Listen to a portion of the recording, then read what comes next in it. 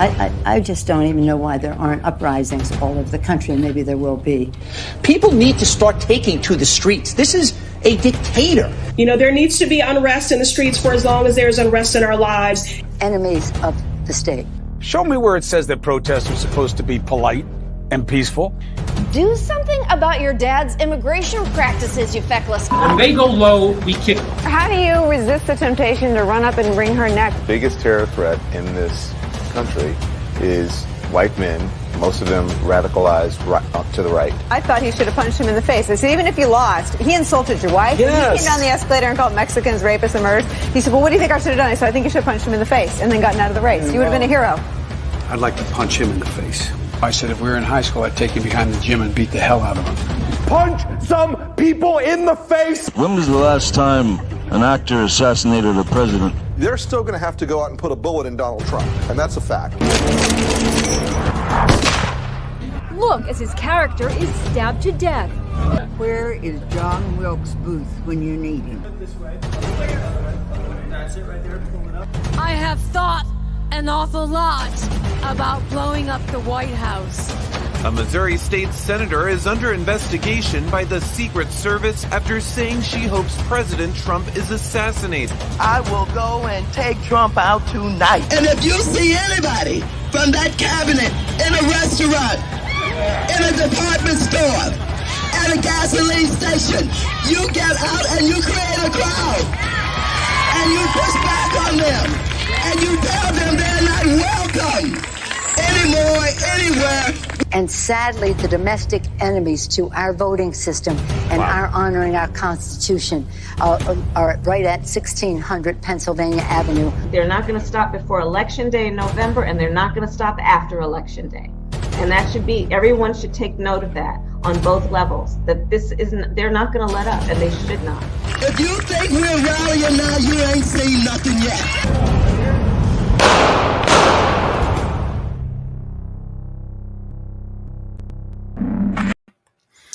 All right, everyone. Welcome. This is All Minus One, and I am Bill. If you are new to the channel, please like, share, subscribe. You know the thing.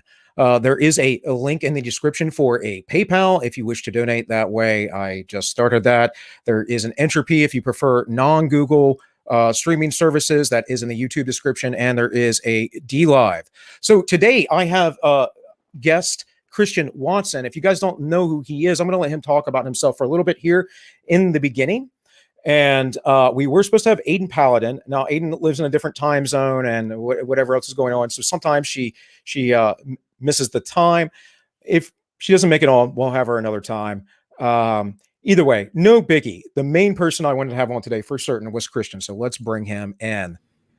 Well, hello there, sir. I know before the stream, I know you said you didn't like all the hyperbole and the excess of whatever. I wasn't trying to do that, but that I kind of was trying to point that out and how bad the Democrats are with it.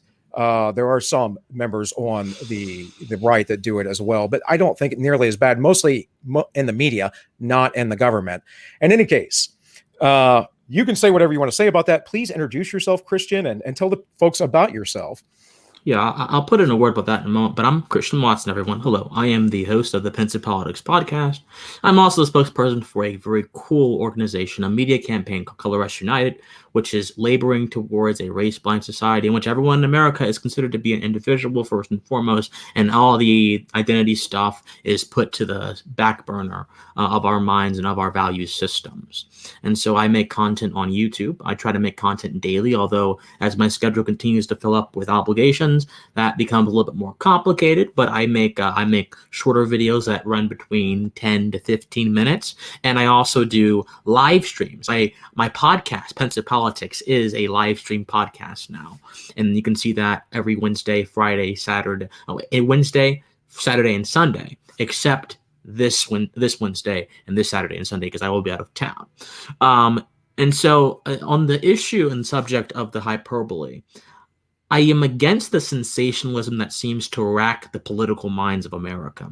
A lot of people like to tie particular political incidences to a sort of fate-based outcome.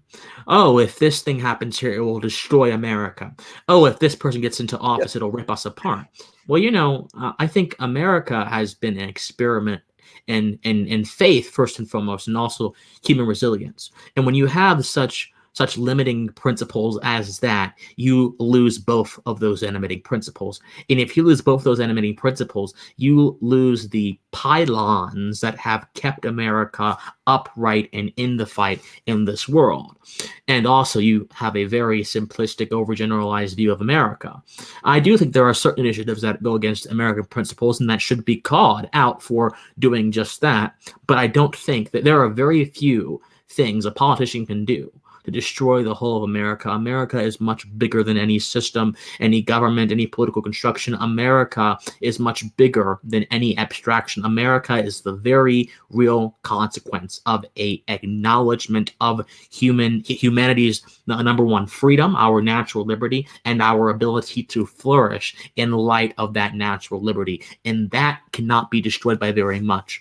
Now, that does not mean we need to be naive. That does not mean we need to be ignorant of the things that happen in this country. Biden right now is instituting executive orders to take control of certain parts of the economy, to sort of plan things centrally.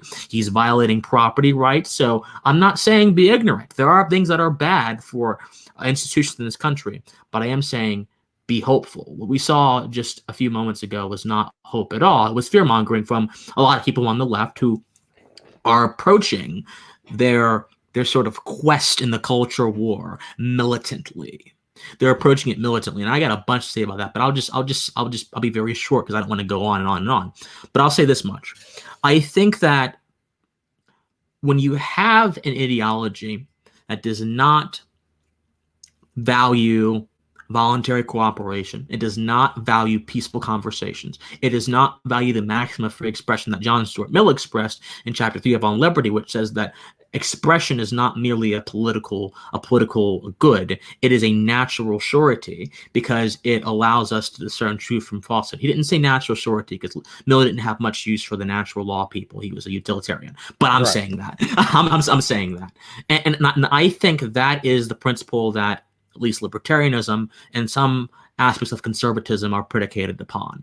Now, there are some conservatives who are very traditionalist who actually want to restrict expression and they want to ban certain things. And I regard them with the same candor that I regard the militant left with. So that's my opinion on all of that. And it's quite striking to see politicians in the United States saying that kind of stuff. But it's also very important to note that politicians in other countries actually fist fight. The Ukrainian parliament devolves into fist fights all the time. So, we are very unique in our civility and our adherence to first principles, but that can be threatened if more language like that we just saw keep happening.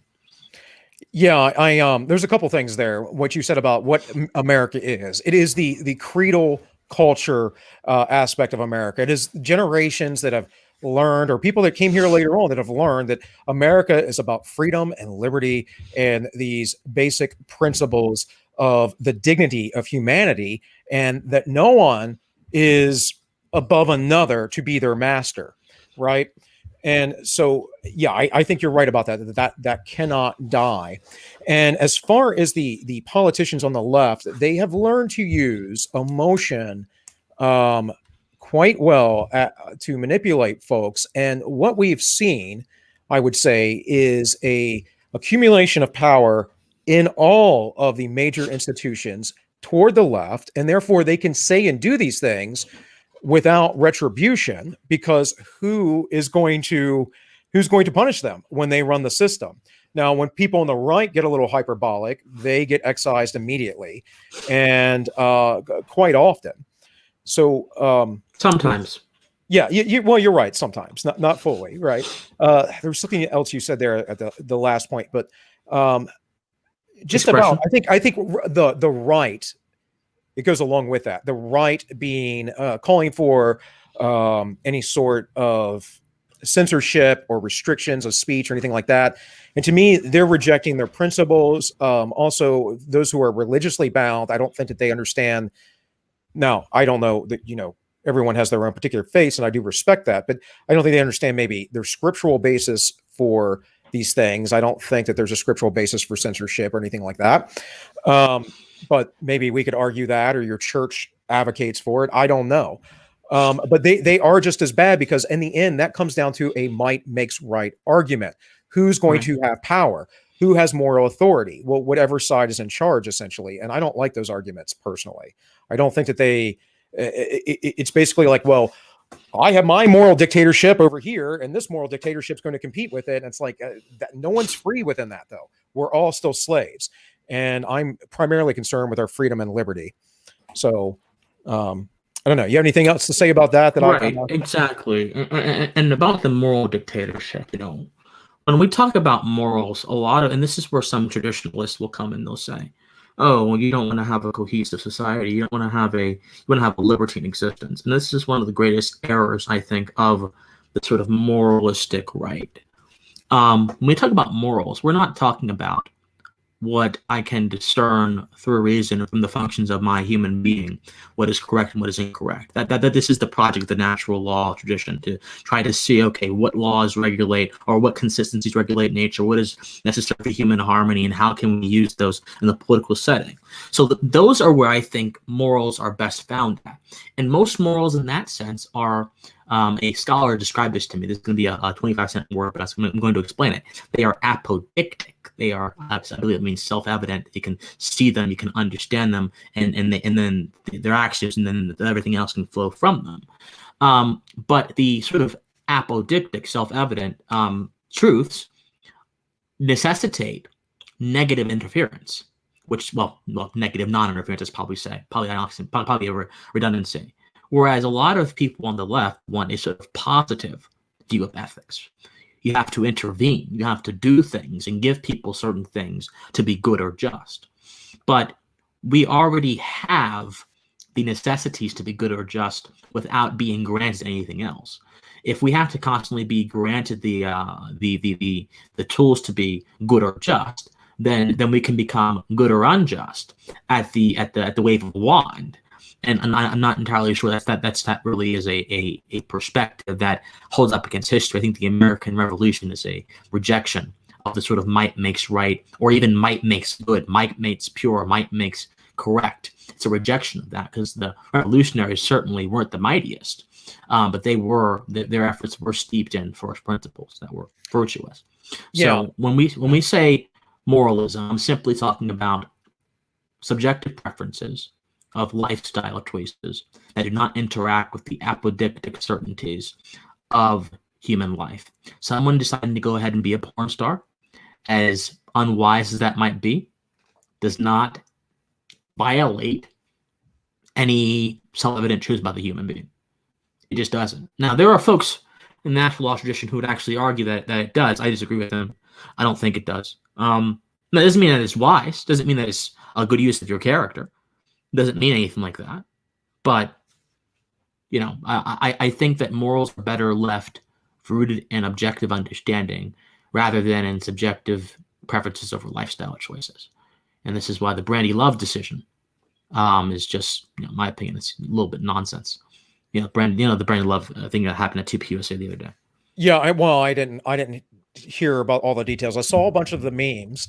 But essentially, she is a former porn star who was supporting the conservatives, and they're trying to reject her, right? Is that about the gist of it? Yeah, so Brandy Love is this conservative porn star, and she went to Turning Point USA. She wasn't there to speak or anything of that sort. And she caused a Twitter firestorm because the idea of a conservative porn star is an anathema to people, apparently. And so that caused a big firestorm. That caused a lot of anger amongst conservatives. And there are now traditionalists on Twitter, young traditionalists like my age, 21, 22, 23, saying, hey, we need to go ahead and ban porn stars. We need to go ahead and ban pornography. We need to go ahead and restrict these things to destroying society. And far from the practical problems of all of this stuff, aside, the fact that the right does need a coalition to be able to beat back the woke. Beside all of that, there comes in the issue of force, right? Again, this goes back to the might makes good.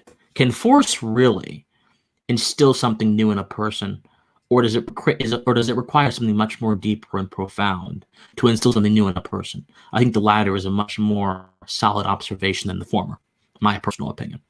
My opinion on that would be that we all have to discipline ourselves, that no one can actually force you from the outside. Now you can concede to that person, but because you're fearful or whatever else. But either way, you gave up your power once you conceded, and you chose to take that route.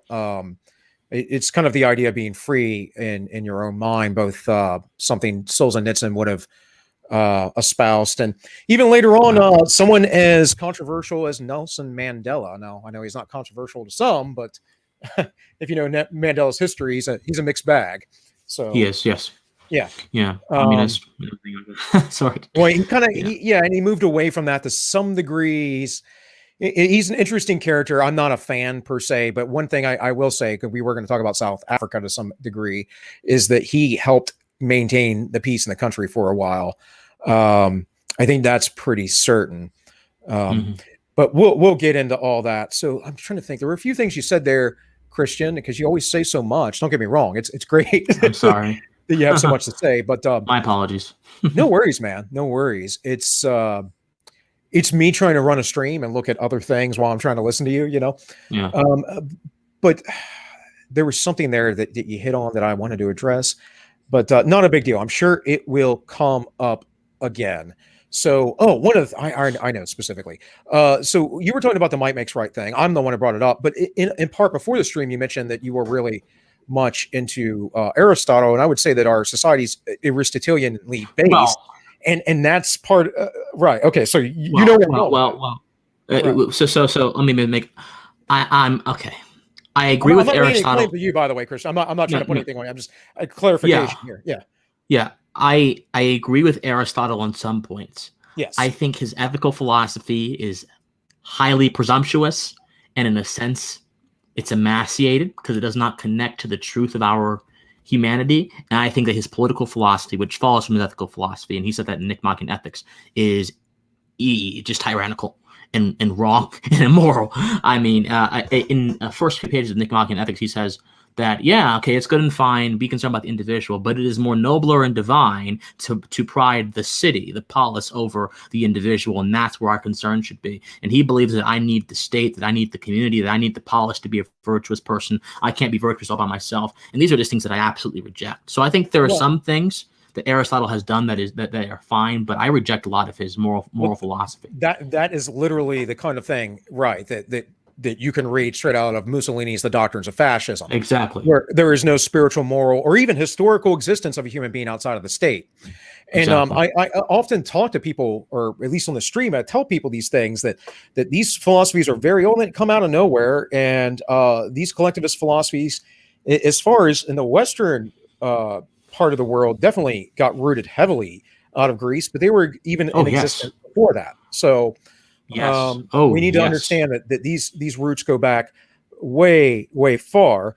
And in fact, I would say that Aristotelian philosophy could have changed to some degree, but in the early church, there was a period toward the end of the 2nd century and through the 3rd and 4th century where they adopted a lot of Stoicism and Neo-Platonism.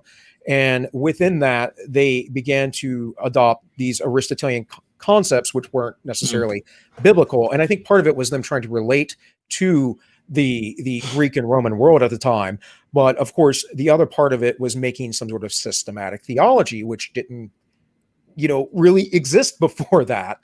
And I get using systematization in order to teach and help people out and basically streamline a process, perhaps. But there's always, I think there is an error when we over systematize things, because it creates a weakness because we centralize it. And when things become overly centralized, they are prone to have corruption pop up into them, and they're prone to degenerate, versus a more decentralized network of things where if something starts to fail, someone else can come in and bring up the rear, right? If you catch my drift and where I'm going here, Christian. So I do. Now, are you insinuating that Aristotle's philosophy is overly systemized. I think that he lays out a system most certainly, but I think he does it in a way that is very much relative to the individual, right? I don't think it's overly systemized, but what I'm saying is that the basic systems that he set up within that the church later on adopted, and they over systematized, right? Yes. Right. So and in fact, I would say that to some degree, obviously, Plato was far more draconian than Aristotle, right? Oh yes. Yes. So, especially if you take the Republic as a literal political reading. Now, I had a professor that told me, Christian, how dare you do that? You're not understanding the meaning of the text. I'm like, what do you mean? I mean, Leo Strauss and many political theorists have read the Republic as a sort of political doctrine. No. It's about the soul, Christian. It's about the soul. No, really, what it's about is using metaphysics as a means to influence politics. And I mean, that's what it's about. And I've seen that too. They obfuscate the truth of it, and I think they do that purposely because it is so blatantly obvious that modern collectivists want to put into place similar steps. In fact, I would say if we just look at Aldous Huxley's A Brave New World, right, and then we reflect on what BLM says about getting rid of the modern family, which has always been a communistic goal. Hell, I can go back to the book We from Yevgeny Zamantyan, who was one of the old Bolsheviks. I don't know if you ever read We, but it's one of the early. Never read that. No, it's not a hard read. I might have it in reach. Actually, I do. It's right behind me. Not a hard read. It's 100 some odd pages. Well, it's almost 200 pages, so not super dense for That's a little. Not bad. Yeah. But it's also broken down like in little 5-page chapters, like journal entries, and it's about a society that has complete transparency. They live in glass houses. They have no marriage to anyone. They essentially get little tickets if they want to go have sex with somebody for that night, like a little pink slip, right? And there's a whole world outside of this glass dome that they live under in the wilderness. And the division that happened over 1,000 years or something in the story was the division between the city and the countryside. Now, this division has been historically ancient, right? It's what we're dealing with today. It's really the primary difference between the Republicans and the Democrats today, or I would say more the liberty-minded. I'm neither. I'm an independent, but I would lean more toward the Republicans, right? So, yeah, I mean, you know what my original point was there, Christian? It's all right. It's all right. Yeah, Look, the mind is a very dynamic force. Yeah. Takes you all kind of places. Well, anyways, I was just saying about, I know I was saying, about getting rid of the family and all of that and imparting the state above everyone else. And it seems to be the way it is, right? Technocracy is the way that we're going, right? Yeah. Yeah. I think that's right. Largely that appears to be the political sense of a lot of people on the left. And there are people like Antifa or even old school scholars like Angela Davis, who is a terrorist and is a folk hero as well in a lot of left wing circles, who do push for using forceful means and using the state as a mechanism to correct for historical injustices. And that's all very concerning stuff. But I think you are right to say that a lot of collectivism that has gone through the West has absolutely came out of ancient Greek political philosophy. 100%. So no, I'm no big fan of Aristotle. I think that he was wrong in a lot of, this idea of finding the mean, the middle of the road in every damn thing. There has to be something that I can say, no, this is wrong in all circumstances. There has to be some way that I can make a determined, resolute decision without being bound to temporality. But Aristotle wants us in everything, and justice in everything, to always go for the middle of the road. And one of my favorite political writers, Rosewater Lane, who was the daughter of Laura Ingalls Wilder, who was also a very prominent libertarian in the 1930s, 1940s, she said, don't tell me about the middle of the road, tell me where the road goes. And I think I know where Aristotle's moral philosophy really goes, if you take it on a political level. Yeah, that's a good point. Very good point. Well, with that, let's get into a few of these stories that I was talking about. This is actually kind of a good place to segue because we're kind of talking about governments and top-down control, but at some point, this is within the corporate structure. And so there is seemingly some sort of false dichotomy, I think, in perspectives of what a corporation is and a corporate structure with the right and with the left. And now the right's starting to come around and realizing, well, maybe the corporate structure should not have so much power over everybody. Now, I would generally concede to the very libertarian and or anarcho-capitalist perspective of competition. But one thing I will say before we get into this too far is that corporations aren't necessarily private. There are some corporations that are private, but most of them are public. They are public services, which makes them a government entity unto themselves. So on a publicly held too, by the way, publicly held too. Yes, on a basic philosophical level, guys, first principles, as always. So what do you have to say about that, Christian, before we get into this video? Yeah. I mean, I think, and I may be ignorant in this regard, but I think just the status of being a corporation is a government designation, is it not? Well, you can get an LLC, like a limited liability corporation, which is a government status, but it's legal work to protect you, right? But it's not the same thing as a public corporation. So you have incorporation is like inherently a government process. Yes. Anytime you're incorporating, right? Yes. Okay. Yeah. Yeah. That's right. And I think that a lot of when people talk about corporatocracy, I think they're really just talking about government intervention in the marketplace. They just don't know it. Well, actually, okay, maybe leftists aren't when they were talking about corporatocracy because they had like a different kind of an intervention. But I think when the right is angry about the corporations, they're really angry at manifestations of government power. Because even beyond their designation or their status, corporations, a lot of them get tax credits, tax breaks, and they get government subsidies as well, other kinds of subsidies as well. And so a lot of their staying power is brought forth by not just their largesse, which is part of it, but their support from the government. So with a lot of corporations, there really is no quote unquote competition. It's artificial tampering that goes on. And Elon Musk is a very good example of this. Look, don't get me wrong. I love what Elon Musk is doing. I love what Tesla is doing. But a fraction of their success comes from the fact that the government makes it so easy for them to do things. Right. So that's something to be considered, I think. Yeah, right. You're picking winners and losers as far as economically, what restrictions you have, rent seeking in economic terms, where you have essentially protections that are for the public good, but really what they do is they keep people from competing. And then, of course, you have the interplay between folks who are married in the government in the government and married to people in these corporations who get contracts and whatever else. It's not really something that's ideal.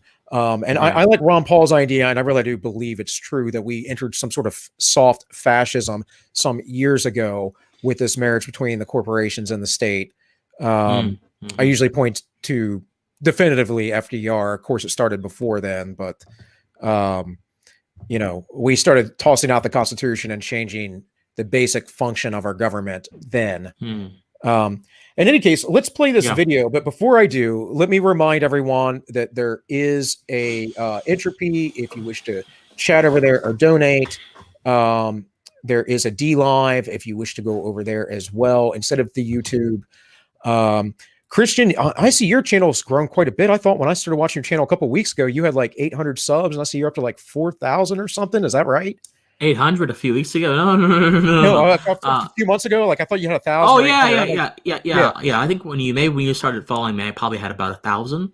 Yeah, but now we have 4.32 thousand people, and that's good, man. I'm blessed. I'm blessed, and it's been a wonderful journey, and get to meet people like you. I get to put my words in the air and try to make a change here on the earth, and I'm blessed because there are. And if I may, I don't want to hog you up too much, Bill, but if I may go into why I started this project, this Pensive Politics project on my channel, I see so many charlatans and so many superficial thinkers permeating the political environment currently. I see so many of them. I don't want to say any names, but a lot of them are pretty obvious who they are. And they are directing the discourse. Frederick Hayek said in his essay, Intellects in Society, that there is these sort of secondhand dealers in ideas that direct the discourse and that are sort of a connecting point between intention and policy outcomes. And so in that space of intention and policy outcomes, you necessarily have to have people who are motivated by good and virtuous intentions talking about things so the policy outcomes have a better chance of being themselves good and virtuous. But unfortunately, what you have right now, you have a bunch of tribalists who are attacking people simply because of their political destination, not anything to do with their values. You have other people who are identity-based and who are using rage as a tool to rile up certain groups against other groups, like riling up African Americans against other groups. Then you have people like Nick Fuentes who do the same thing with young white men and try to rile them up against other people as well. And this just permeates. And you even saw it in the video you posted. These corporate media folks, Chris Matthews, all of them saying you need to go and punch people in the face. There is such a dereliction of the responsibility you have when your voice is being shared and disseminated to people across not even the country but the world, and it is impacting the political conversation. There is an obligation you have, in my opinion, to be as truthful as possible. These people are not interested in truth. They're interested in clicks. They're interested in vain approbation. And for those who are interested in truth, they can get sucked in to this culture of mediocre intentions. Benevolent desires manifested through dark means. It's one of my favorite phrases to use because that's what's going on here. And so that's why I started the Pensive Politics podcast. That's why I started my YouTube channel, because I want to counteract those forces of intellectual mediocrity which are infecting and leeching energy from many people in America who just want to know, am I going to be able to make a living for my family? Am I going to be able to continue on my property? Am I going to be able to continue to reap the fruits of freedom that are endemic to the soil of this nation? I want to say yes, but I want to say yes in a way that I can actually be sure about it. And by getting involved in this arena, I can be more sure about it, I think. Well, there you go. I brought that up, by the way, Christian, because your links are in the description, your website, your Twitter, and your YouTube channel. So I want to let people know that you're growing and you're going to keep growing. And hopefully we can have more conversations in the future. But what you just said is absolutely on point. I always relate it to a Christian metaphysic, especially a 1st, 2nd, 3rd century Christian metaphysic. And I would say that the gospel was something as simple as this. Christ came and he said, repent, for the kingdom of God is at hand. And there are two kingdoms, at least from a Christian perspective. There's the kingdom of Satan and there's the kingdom of God. So the kingdom of Satan is what the world is. He runs it, he controls it. And these people are all about their power and their money. And the biblical perspective would say that these people get their just desserts here in this life, where we would get it in the next. Now, maybe you're not a religious person. I know you're a religious Christian, but maybe those of you out there you aren't religious people. At least understand. I try to be. Right. At least understand. I falter. Understand the metaphysic of that. Understand the principle of that, whether you believe in a deity or not. Understand that the nature of the world is easier for people once they get power to wish to maintain it and to control and to give into the pleasure of things. I mean, we all find this is why hedonism is so easily given over into. I would say from a perspective of sin, once you begin to sin, you weaken yourself and become more easily able to sin, right? And again, I'm using biblical or religious language, but put that at any sort of secular meaning that you want, because it is, at least in my opinion, metaphysically true, right? It is at least principally correct whether there is a deity or not. So we could argue that. I don't want to get into an argument about that, but I'm just saying, just from I believe God exists. Now, yeah. My theology, and I'll just say this in passing, my theology is a little bit more liberal than I am. I'll say that much. I do believe sin exists. I mean, I'm not one of these people who don't think hell exists, but I don't know. I guess I don't know. I think that I don't believe in a punitive, angry, rageful God. Well, no, that's not even. I don't believe in that. There are people. Hey, there are congregations in America who just believe in a punitive. They're hellfire denominations who believe in that kind of stuff. There are deliverance ministries who believe that everything in your life is caused by demons, the demon of slowness, the demon of anger, the demon. And I was raised up as a Pentecostal. So was I. I had So was I. I had exposure to that kind of stuff. The fire from heaven, waving your hands and fire just falling over, and the past. I had exposure to that kind of stuff, and I'm not knocking it. I think that most people who do that kind of stuff proclaim to be prophets, which is in my opinion, I'm skeptical when someone claims to be a prophet. I'm skeptical because I don't think the prophets of God had to say they were prophets back then.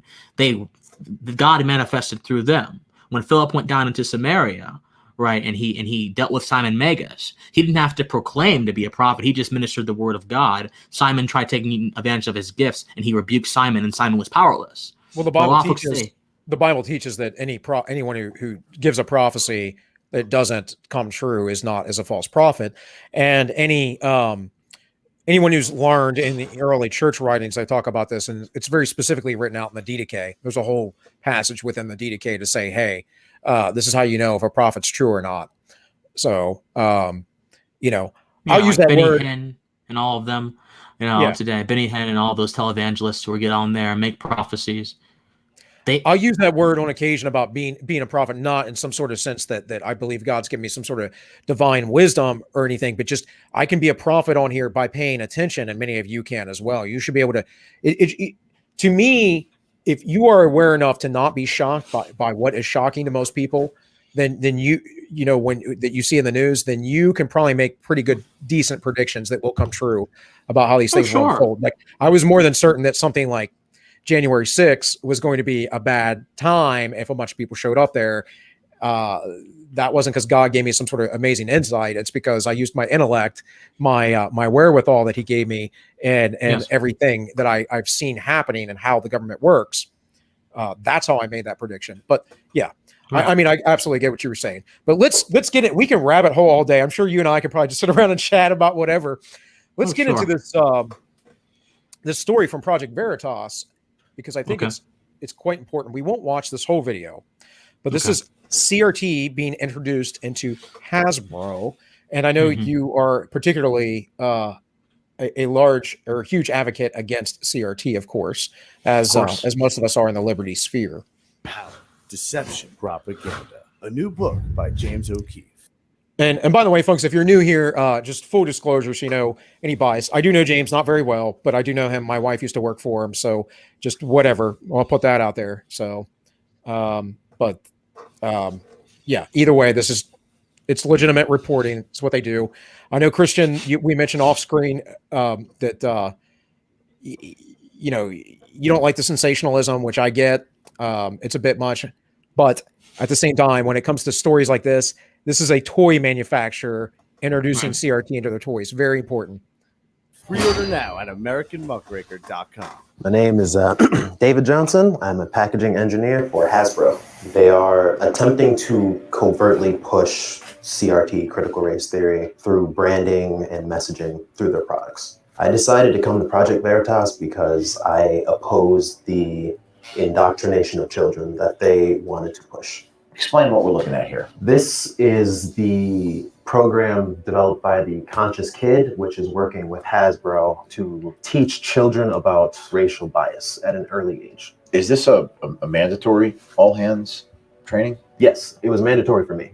Children as young as 2 are already using race to reason about people's behaviors. 2-year-old racist is just an absurd concept.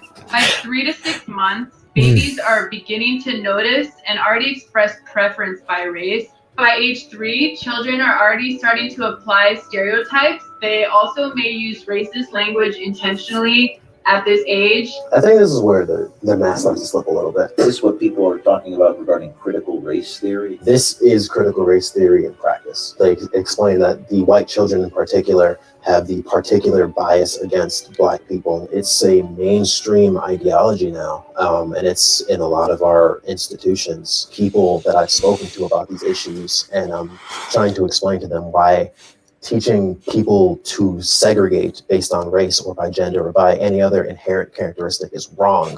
If you want your children to be looking at people based on their race, then you are opposing Dr. Martin Luther King's dream. So I think that's progress in the truest sense, that we should not be judging each other by the color of our skin, but rather by the content of our character and actions.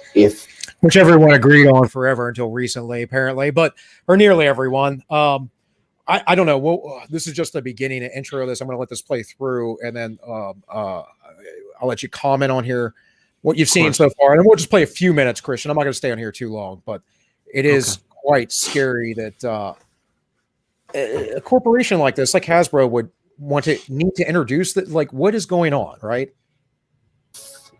The next generation of children is allowed to be indoctrinated to believing that racial segregation is a good thing. I don't think it will lead our country to anywhere good. Racism exists. I think we'd be fools to say that there's no racism in the world, but teaching children to judge others based upon race is not going to make a world with less racism. It's going to make a world with more of it. This isn't something I wanted to do. This is something I felt I had to do. This is a hill worth dying on. If I can make one person just step away from this ideology and say, you know what, maybe that's not the way, it's not the path towards a better future, then I think it's worth it. This isn't something I wanted to do. This is something I felt I had to do. This is a hill worth dying on. So, all right. So far, what do you think of those statements? I know they're, short clips, but yeah. This is an epistemological assault on the most vulnerable among us. And I obviously don't have the ability to ascribe intentions to people, because the heart is the seat of intentions, and the heart is a very elusive force. But what I can say is I know what the results of this are going to be. And what the result of this is going to be, you're going to have an entire generation of kids, if these subtle concepts become lively in their mind and it becomes good with them, you're going to have an entire generation of kids never being able to conceptualize a world independent of systems, structures, and oppression. Most of us can conceptualize a world independent of systems and oppression because when we're kids, that nectar of childlike innocence guides our perceptions. Babies and infants and toddlers have so much energy, and they don't know how to handle that energy, and they just cry and they whine. But eventually, as they grow, they learn how to control their energy. But if that wild energy is kind of converted into a means of pushing a certain agenda, you're going to destroy their ability to be innocent. And if someone cannot recall a world divorced from the concepts of race and oppression, then it becomes very hard to convince them later on in life that these things are not paramount to the existence of humanity or the existence of society. All of us can recall a world, again, where those things really didn't mean much to us. We were playing on the playground with people of different races or identities when we were just being kids. But the idea of being a kid, which is really more than just a state of being, it's an epistemological construction as well, is being wiped out by fire. And I think that it's a shame, it's dangerous, and it bodes not very well for future generations' understanding of the world. It's terrible. It's a spiritual assault is what it is. Yes. In the stripping of children's innocence is really, I think, the crux of the matter, because we're seeing the same thing from the LGBT or the trans community, or, specifically, or the fact that they want to make, pedophilia okay. Well, there are people they call them the minor attracted persons. There are articles, there are things out there. I'm not saying it's everyone in the community either. I mean, we have, I mean, I have gay friends. We have people on this channel, or you would be my second guest on here, or third, because I just started doing interviews on this channel. But over on the Ends Justify the Memes, I mean, we've had gay people on that. I don't have a problem with that so much. It's the attack of the children, huh? Yeah, one on right now. Oh, okay. Well, there you go, Christian. There you go. So, but I don't really care. It's the going after the children and stealing away their innocence. And it's, as far as I can tell, just like you said, they're defenseless. It is literally to get them in at the earliest stages possible. So earlier when I brought up the Republic, this relates back to that, right? And this is what Plato saw. Let's strip the children away from the parents, and let's only let the people that we think should breed, or in a Brave New World, these people get certain classifications in their life and lifestyles, right? And we're going to have the government raise them, and everyone. It's almost like if we get rid of, if we get rid of emotions somehow. I don't know how any of this gets rid of emotions, but we can have this very sterile lifestyle. If we just get to the children right away, we can educate the evil out of them, and I just don't think that that's a reality. Right. Right.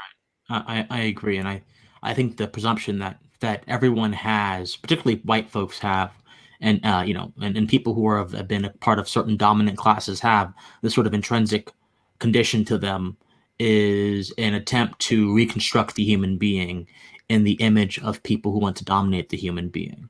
This is why natural law is so important. Natural law tells us what the human being is, not what the human being should be, and it tries to deduce what is correct from what is harmonious to our nature. Whereas the social constructionists, the determinists here, who populate the ranks of the woke, want to reconstruct the human being. This is the idea of rejecting whiteness or rejecting white adjacent concepts for Black folks who don't buy the oppression narrative, and they want to remake us in their image. Kind of like God almost. Well, God doesn't have to remake us in our image. We go to Him to be remade in His image. We accept that. We go to Him willingly to seek a relationship with Him. Whereas this is a much more insidious kind of union. Yeah, and I would agree with that 100%. Let's play a couple more minutes of this. We'll get into maybe 5 minutes. Okay. Tell me your name and what you do for a living. My name is David Johnson. I'm a packaging engineer for Hasbro currently. And why did you decide to come to Project Veritas? I decided to come to Project Veritas because I opposed the indoctrination of children that they wanted to push. And I felt that more people needed to know about it. How are they indoctrinating children?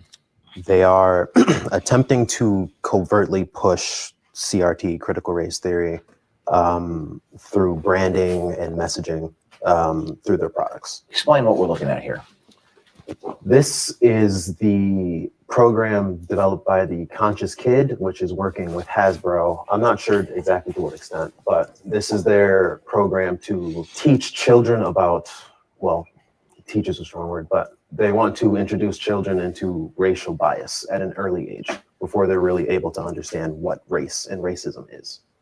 Is this a mandatory all hands training? Yes, this meeting was attended by, well, you can see at least 44 people. I remember it being more on my screen, but it was mandatory for me. How much do you know about this nonprofit which developed the training on this? This is the Conscious Kid. Tell us about that. This was actually the first time I'd heard of them was this meeting. Following it, I did a bit of research. I know they work with a few other very, very large corporations.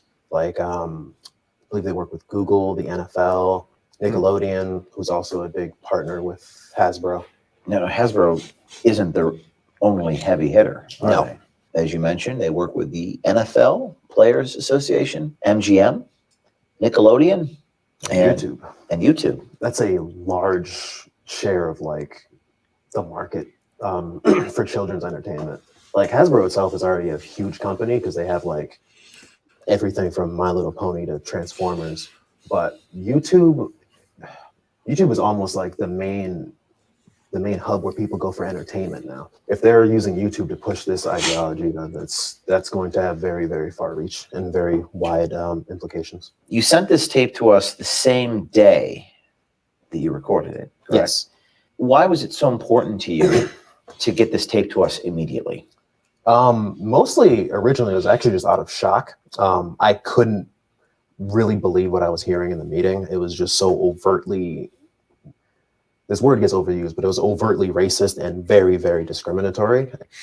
And I'm glad he used it because he knew, he's aware, but no, it is. That's we're breaking people down to immutable characteristics. And you mentioned about school children when you're little.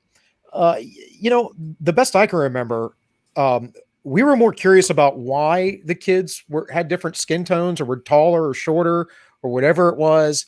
Why you had red hair or blonde hair than like anything about, oh, you're different. Like, no, exactly. We never cared about that. It was just like, why, is it because of your mom or your dad or whatever? It just natural curiosity of children. I think the whole idea that we get into these arguments about racial differences in groups is because of our lack of understanding of each other, the segregation. And I actually don't care if people want to self-segregate. That's fine. That's their freedom to do so. But if you're told a bunch of things about some certain person, let's say in Daryl Davis's case, who had a bunch of Klansmen leave the Klan. If you're a Klansman and you think that all black men are these horrible things, and then you get to know a black man, you realize, well, he's none of these things, then perhaps that may de-radicalize you. But from that can never happen if from the top down, the institutions, and we're talking about, entertainment institutions more than anything, very, very important. Because parents aren't responsible for their children these days, folks. If you weren't aware, they basically let people that they don't know or have never met teach their children whatever they want. They let them watch whatever they want. They give them apps and smartphones with all kinds of crazy apps. They don't know who they're talking to. So you're basically outsourcing your child's education and life experiences to other folks, which I find reprehensible as a parent. And I got a pretty. Right. I mean, she's still a teen, but I got a 17-year-old who's got a pretty good head on her shoulders. Well, she's not even 17 yet. She's almost 17. She's already graduated high school, and I got a newborn, and hopefully more on the way. But the point is the first time around, I was younger. I didn't think about it. I was in my early 20s. I didn't think about it. I had, my daughter, put her in the school system, whatever else. If you're doing this today, folks, you are 100% absolutely obfuscating your duties to being a parent. And if your kid ends up hating you or ends up being a racist because they, believe in CRT, then that's your fault. In any case, Christian, what do you have to say about some of this stuff? I think that the problem with so many people is that they overemphasize the importance of institutions to the formation of the human being. And this was Aristotle's main problem too. Aristotle believed that polis was the only institution that could formulate you into a good, flourishing, eudaimonia obtaining human being. Plato believed that the philosopher king, the institution of that, was the only thing that could formulate you into a virtuous human being or repress your vices. And all of it rejects the very prominent role that I believe free will plays in our lives.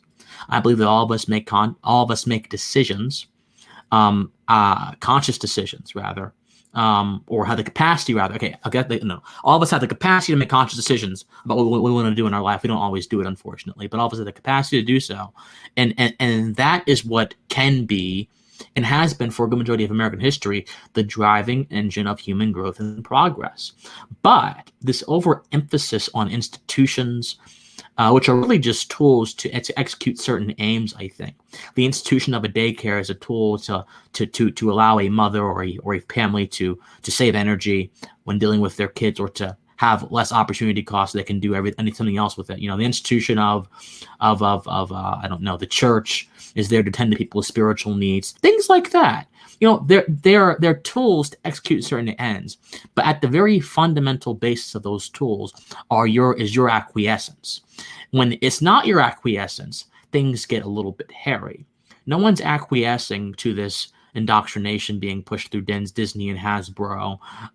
But since a lot of people have been overly dependent on institutions as a means of making the human being, and one of those institutions being these cartoon shows, everyone has the memories of watching Saturday morning cartoons. Mm-hmm. I mean, we all grew up doing that. When that becomes the primary outlet for kids, their understanding of the world is remade in a certain image. What is the solution? The solution, in my opinion, is hard, but it is necessary. The solution is to reclaim, particularly for children, to redirect them to a different outlet, to stop always relying and trusting on institutions to do the job that you should be doing as a parent. Now, I don't have kids. I don't know anything about that, but I can suspect that and this is borne out through observation as well, that a parent who is very hands-on and involved in their child's life, even if they may hit turbulence at certain points, particularly adolescence, that child has a better chance at turning out right, being a stable, healthy, happy human being than a child who is just raised by the internet, raised by institutions, raised by cartoons, and that doesn't have any moral or ethical context to their life.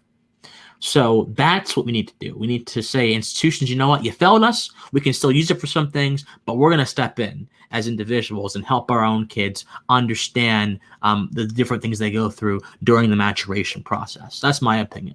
And I think the problem with traditionalists is that they focus so much on institutions and not pay any attention to the individual. Oh, our institutions are going bankrupt. Okay. Is there a reason for that? I think there's a reason for that because the people in them are corrupt. So you have two options: fight for the institutions, which I think in some cases we can do. It's fine.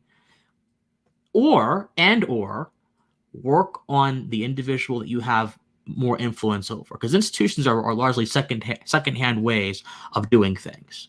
If a child is in the house, he has the parents in the household, that's the primary first-hand way of that child getting the nourishment that they need. Right. And well, there's the evidence on something like, say, IQ seems to denote that the more attention a child gets, the higher their IQ will be. That's just one factor. Diet's a big part of that, but we can see that with firstborns to secondborns or not single children, only children. But yeah, these institutions as well is an interesting thing that America became this, because that was always the European way. And America wasn't about that. If you read Democracy in America, for instance, de Tocqueville talks about this to some degree. The solipsism, he says, yeah. Yes. And because we were supposed to be, our institutions were supposed to be like the church and the family and the grassroots, not from the top down. And again, I would always point to that this really changed for me, I think, with the Civil War. I think that was a big thing. So once the Union decided that the South wasn't a legitimate government or whatever, they were just going to cede power and take over. And then you have Reconstruction, where the Democrats basically had no power for a while whatsoever. I always feel like the empire struck back. The Democrats came back and said, oh, I'll tell you what, you're going to do that to us. Look what we're going to do to you. And for the last 100 years, that seems to be the case, that they've taken all the power. They built up all the institutions. They've applied all this pressure and power to academia. Part of this too is just the natural proclivities of people to lean left and be collectivists who want to be in academia, but also Hollywood, the media, whatever the media is in general. These folks lean this way, and I think a lot of it is their own hubris. They think, well, look at us. We're the intelligentsia.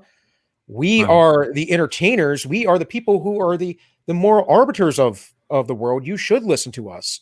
And I've actually talked to leftists that do believe this. They're like, well, Joe Blow's not smart enough to take care of himself. I should, be able to tell him how to live. Because if I didn't tell him how to live, he wouldn't be able to make it. And it's like, I don't think so. And I think the fact that you tell him how to live and then you prop him up in some sort of libertine hedonism by giving him free money so he doesn't have to do anything, it makes the problem worse instead of the natural consequences that would occur otherwise. And in an early Christian doctrine, mind you, by the way, it's very much in the Bible, but also you can read it in early church writings. People who were a burden were not taken care of.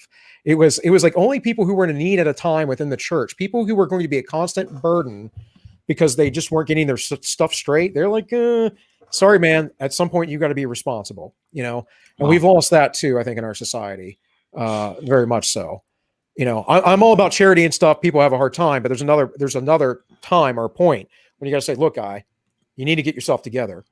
And then lastly, I kind of went off on a tangent there, but lastly, on this thing with the kids and all, me right now, I'm not working. My wife and I knew we were going to have children. I was going to school full-time to start a new career. Coof happened, all this other stuff. Now I'm writing a book, doing this YouTube stuff. Not that YouTube's paying my bills or anything really, but I make a few bucks on the side here and there. But the bottom line is I'm doing this because my wife has this career that she's going to do anyway. She works for White Coat Waste, which is an animal advocacy group. They've really helped defund Wuhan quite a bit and follow the money trail that keeps getting rerouted. But in any case, for me, I'm like, we can both work, but then you start losing things on taking care of the child. And for me, I'd rather just change our standard of living for a little while until I can bring in more money. You know, we're doing all right. You know, we're tight, but it's not like we're going to be crushed. You know, hopefully this novel I get done writing will do well or decently and bring in a good amount of money. But as a parent, as somebody who's, you know, I know you're 21, right, Christian? Yes, so I'm 40. I'm nearly twice your age, and I've lived, you know, another lifetime as you. I've seen this thing where I did in the past when I was young and had a kid versus the way I want to do it now. And a lot of their focus in the world is in the wrong place. They're not thinking about their family and the raising another family. They're thinking about the worldly things, the external, and how, well, people will think I'm weird if I homeschool my kid. Won't my kid be weird if he's homeschooled? Yep. And then he comes out with, you know, saying that they're trans when they're 8 years old and telling you about CRT and how they're a racist because they're white and therefore their white skin makes them a racist. You know, who's the weirdo? This is my question, right? Sorry.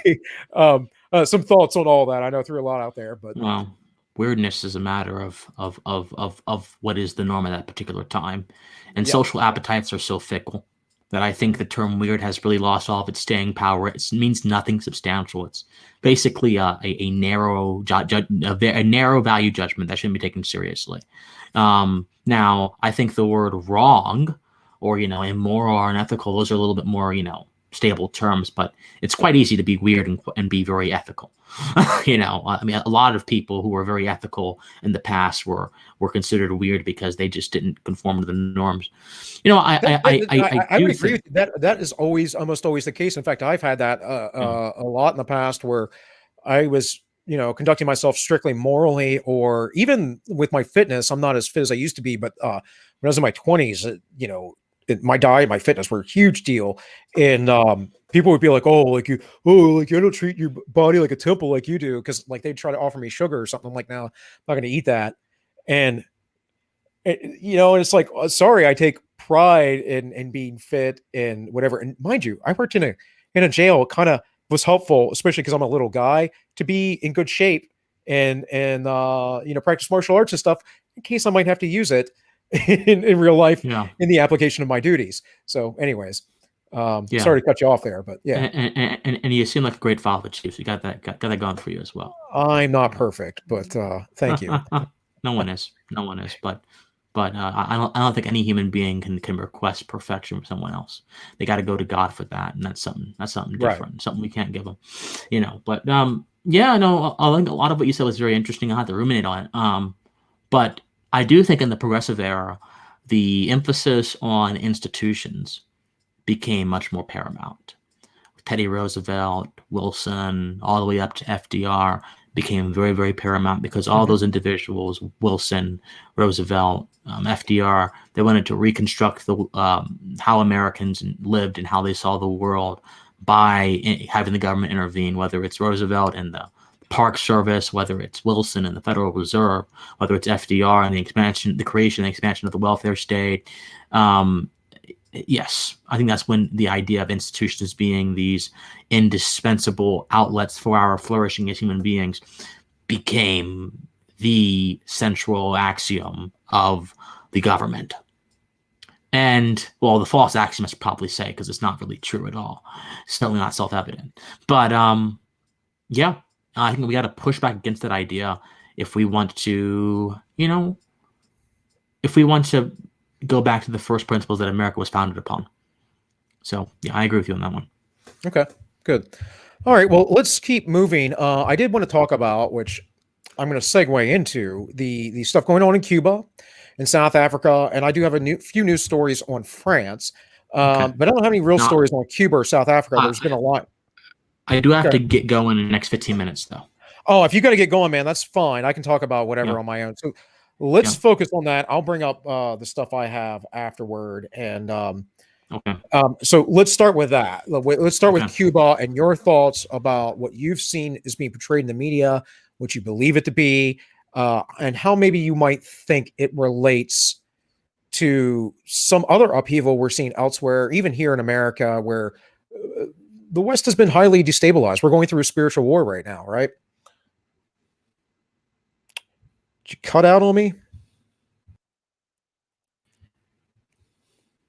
Uh-oh. Did we lose Christian? Let's see if he jumps back in here, guys.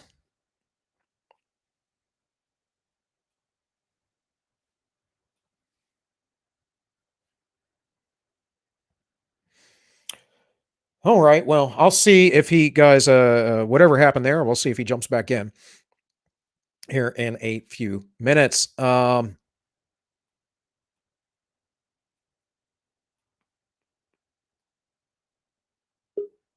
There he is. Sorry, I lagged out. No worries. What was your question again? Oh, what I was saying was your thoughts about Cuba, Mm-hmm. what you think you're seeing in the media. Obviously, there's always the right wing versus left wing media stuff, right? Yeah. And then also how you believe that and stuff in South America relates to what's going on in the West in general and here in the United States. To your best ability. This doesn't have to be a deep question, but some thoughts on it. Machiavelli said that it's going to be very hard to suppress people who understand their natural liberty. That the only way to gain dominion over those people is to kill them, to ruin them. He said, to scatter them, ruin them. And no matter what kind of structure of government you have, if it is a structure of government that does not conform to the natural truths of humanity, and liberty being one of them, it is one that is inevitable to meet pushback. And the Cuban government for so long has tried to control the amount of information that the people of Cuba have to stymie the possibility of pushback. But when people are able to act even with a modicum of freedom, which they are able to act with a modicum of freedom in Cuba, then they're going to begin asking questions. And when their conditions reflect their lack of freedom or their freedom being attacked, they're going to begin doing more than just asking questions. They're going to begin arriving to conclusions and beginning to form resistance on the basis of those conclusions. So that's what's happening in Cuba. It's a fundamentally human phenomenon. It is a wonderful phenomenon. Unfortunately, it has resulted in many people, thousands being jailed. I think 1 or 2 people being killed, dissidents having their home broken in by the Cuban police, and the president of Cuba saying that this is an attempt by the United States to subvert their government, and then you have the president of Mexico saying that the embargo is the reason as to why the Cuban government is misbehaving. Why the people in Cuba are misbehaving so much, and that the United States needs to lift the embargo. When if you look at the stats, Cuba trades with many other countries in the United States, and most of their resources come from different countries. They don't really produce a lot. So all these arguments, and the media is kind of feeding into that, saying, well, it's the embargo, which has, by the way, the embargo has been lifted and implemented at several different times in the history. Right. It's not been consistent. They're betting on people to be epistemically ignorant. That's what they're doing. And so I find a lot of the defenses of the Cuban regime right now to be feeble, to be predicated upon a desire to thwart what could possibly be, in the world of geopolitics, a front for American influence in that area of the world, which would kind of make Russia and China, both of whom were trying to make geopolitical advances, and particularly China in South America, it would upset them. But just as a matter of natural conditions, what we're seeing in Cuba is a response of people who remember that they are free and who want to use their freedom as a means of lifting their voices. And this goes into a point about culture. In Cuba, there's not really a very profound culture of freedom. Neither is there a culture of freedom really in places like France, which is seeing a lot of protests due to the vaccine stuff. But I don't think you need to have a culture of freedom always to be able to understand the importance of freedom. I think to have a sustainable free society, you should and must have a culture that respects individual freedom and the sort of sovereignty of the individual, but in a context that is dictatorial and captured by a strongman's grip. You don't have to have that for people to recognize that they are free indeed. So I think that's what's going on in the West. There's this sort of tension between a culture that hates freedom, a culture that hates individual choice, and a government that wants to embody that culture sentiments and a natural truth that we are all indeed free. And that does not work well when force comes against that. It's like mixing oil and water doesn't work very much. So those are my very abbreviated thoughts about the Cuba situation and what's happening across the West as it relates to protests. Okay. Well, here was a picture I found of Cuba. And by the way, Aydin is here. Aydin, you want to say hi? Hi. I always get my timelines screwed up because of... I know the difference. Yeah, I know. I just assumed that that's what it was, Aydin. And, hey, Christian. But Christian has to go here soon. So, but I was hoping next 15 minutes. Yeah. Okay. Well, I enjoyed listening to what you had to say there from what I got to hear about the Cuba situation, because I think I agree with a lot of that. Oh, good. Well, what's your take, Aydin? Now that you're here. The Cuba thing overall, I think that, well, my personal take on it is that I think that we're experiencing a dichotomy between American leftist politicians. This is what the issue is that they're seeing the things that they have espoused over and over and over again. And as always is the typical, not my real communism, not my real socialism. And they're being forced to cope with that in a very direct way. And they would say like, well, that's what the people want. Well, the people in Cuba clearly don't want it. And then they have to say, oh yeah, but no, those aren't the real people. The real people are the ones being paid by the state. This is cognitive dissonance. This is what people think that they believe and what they want to believe, being faced with the very real reality of what is happening. And that's going to be psychologically discomforting. It's going to make people upset, and they're not going to know how to deal with it. They're going to have to try to explain away using every method that's within their capacity to explain away why it is that Cuba is not living up to either to their ideology or to the way that they think people should be responding to it, or that the way that they think the Cuban government should be responding to it. Because ultimately, Cuba is not their communist paradise. They want it, but they have said it is. So they have to try and make these two, they have to circle these squares. They have to figure out how to make these ideas copacetic. And that's going to inherently be really difficult when they're inherently contradictory. Yeah, it's interesting because, well, I was just going to say, Jimmy Dore's been really on this whole idea that American war hawks and stuff are the ones that are propping up these liberation people in Cuba, these anti-communist people in Cuba, which is quite odd to me, given that so many people have escaped, and it's this whole big thing, and that Cuba is still this great place. Yeah. And of course, someone else, like yesterday, I was watching what's his name? Is it Rich Barrister? I think that's his name. And I don't watch the show very often, but I do watch Robert Barnes, and he was on there, and he was talking about, well, obviously, it's not that simple. It's far more complicated. In any case, Christian, what were you going to say to that? Yeah, I think Aydin's really hitting the nail on the head here. I think that not only does it reflect a sort of cognitive dissonance, it reflects a fundamentally different approach of understanding the world. This is the epistemological issue here. A lot of these left-wing politicians cannot reconcile Cuba's terrible track record in terms of human rights and other kind of things with their ideals.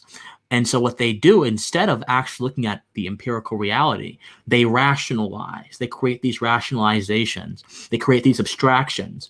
And they use these abstractions as a proxy of measuring Cuba's value, the value of the Cuban government, rather, more precisely put. And this is evident in what BLM did a few days ago. The BLM organization, the international organization, that put out a statement praising Cuba for standing with Black revolutionaries. So they have to deal with this abstraction of Cuba up in the air and not really engage with what is happening down on the ground. And it's a very sleight of hand way of justifying the unjustifiable, in my opinion. And so I think what we can do to kind of escape those tricks is not just look at the historical record, because that's very important, but also to begin asking questions surrounding these narratives. Why is it important that Cuba, quote unquote, helped Black revolutionaries? Who were those Black revolutionaries? What were they revolutionizing towards? What does it mean to be a Black revolutionary? We have to begin asking these hard-hitting philosophical questions, because when we do that, their narratives, their principles, if they are worth anything, would be able to stand up to that scrutiny, and we may be able to gain some new insight. But if they're not worth anything, they'll fall apart. So that's right. Very, well, what's one of the very big black revolutionaries of the off? I think she escaped to Cuba, was it? Angela Davis was one of them. Angela Davis, yes. Yeah. And who could maybe be put under some more critical scrutiny in terms of when we're talking about terrorism in the United States in particular, right? Yes. When that has become a major theme over the last year of domestic terrorism, and yet that's not brought up whatsoever. So that's an interesting question, but we wouldn't want to put this under scrutiny, nor would we want to put under scrutiny the actual lives of the Cuban people. And I do find it interesting to watch these same politicians who claim to care so much about lives, who care to claim so much about the average person, to suddenly drop it, and particularly Black and brown people who do make up the majority of people who live in Cuba. So it's just an interesting dichotomy, and it really, I think this is a mask off moment for a lot of the Democrats to show what they really care about. It's more about the political movement than about the people themselves. Yes, ma'am, absolutely. And they have to create abstractions to engage with that, and that's just, it's a shame. It's obvious too what's going on, but again, when you don't deal with reality, you can deal with things that you could. I think when you don't deal with reality, I think that you're a psychologist, you're a psychology person, Aydin, so maybe you can bring more insight into this. When you don't deal with reality, emotions are a very easy way of understanding value, of understanding the world, because the realm of the heart is not necessarily rooted in what we can see or what is rational. It's rooted in something a little bit more mysterious than that. I think that's correct, at least. Well, the heart's also self-serving, I would say, from a philosophical perspective. Generally, again, I would go back to that dichotomy of the kingdom of Satan versus the kingdom of God, and those who are, and Christ said he came to the earth to serve, not to rule, and that no one is above their master. So everyone who is in the kingdom is supposed to act as a servant here on earth. But the natural way is kind of always, how can I get mine? And we could relate this into secular terms as far as evolution. I mean, evolutionarily, for the most part, I'm going to want what's mine, right? And I want to take care of myself. Now, after I have so much abundance, maybe I can take care of others, but I need to prioritize myself first, my family first, whatever it is that is. That's a very rare trait of altruism. When we did a small study within, this is not a published study, but we did a small survey sample at my undergraduate university of Xavier, which is the Catholic university versus the public non-Christian school, University of Cincinnati. And what we did find in that small sample is that the Catholic university students had a higher level of altruism. And that could be because they're Catholic, or it could because of their, again, this was not published, or it could be because of their cultural normative system that says that part of being a Catholic, or part of being at a Catholic school, even, because I was not a Christian at that point in time, was about being involved in working with a community where you don't get that sense necessarily when you're part of a non-theistic, a non-religious sort of sect, or we don't believe that there maybe is a higher good. Interesting. Here's an interesting statement from Joshua Ham, one of the regular viewers here. It says, realistically, double standards, hypocrisy, and cognitive dissonance are not persuasive concepts. All these might be true, but they won't sway true believers or normies who aren't paying attention. But see, people who aren't paying attention don't generally start paying attention until it's way too late anyways. And so, I'm the difference between the rhetorician and the philosopher, or at least this is supposed to be the difference as reflected by the ancient Greek tradition. The rhetorician wants to persuade and win the temporary fight. The philosopher wants to get to the ultra truth, the ultimate truth, rather, and to obtain some semblance of understanding. Right. This is one of the things that Plato was right about, the dichotomy between knowledge and opinion. Everyone has opinions, but ignorance itself, the presence of the disagreement is obviously indicative of some kind of ignorance, because someone has to be wrong, someone has to be right. And so I say this, I don't really, at the onset, I don't care about persuading folks. I care about knowing what is true. Once I know what is true, then I can find about a way to persuade folks. But if I start with the desire to persuade folks, I'm going to miss what is true, because what is efficient is not always what is correct. This is why I like you, Christian, because I basically go from the same perspective, right? I'm sussing out the truth here, and I'll say when I'm speculating or I'm saying something's kind of wild or whatever out there. Usually I'm saying this is the way it appears to me, but I'm not here to persuade anybody. I can't persuade anybody because people don't change their mind unless they want to. You can't change people's minds. You just can't. I got into psychology as a communication scholar, and the way I got into communication scholarship was through persuasion research. That's what fascinated me, is how do you persuade people into things? And you're completely right on that, Bill. People have to they have to be open. It has to fall into their latitude of acceptance. If it's just something that they will not accept, they will never believe it, no matter how realistic it is. If something about that idea is just falling within their latitude of rejection, they will always reject it. Right. And so rhetoricists, what they tend to do, well, they're all sophists, in my opinion, right? I mean, so what they tend to do is That's my issue with sophistry. Yes.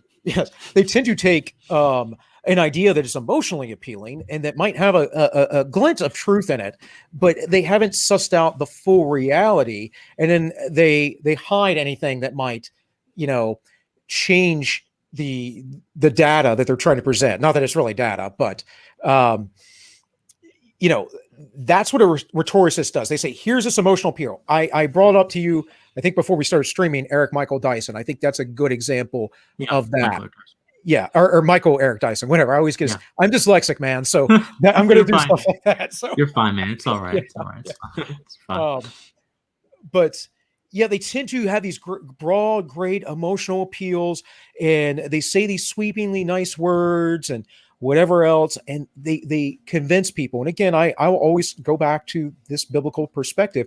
Think about what Paul and Peter both said about this, about people swaying your opinions, or Timothy even, or not Timothy, Jude is what I'm thinking, swaying your opinions, and how they'll have vain philosophies and false words that sound wonderful. You have to first have your own ethic, your own moral, your own principles before you can even begin to persuade people, in my opinion, and unless that's all you're just trying to do. Come to my side. Here's what I believe, blah, blah, blah.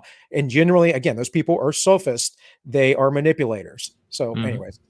Yeah, any thoughts? Yeah. Yeah, I agree as well. And I think that's what we see a lot of on the left and the right.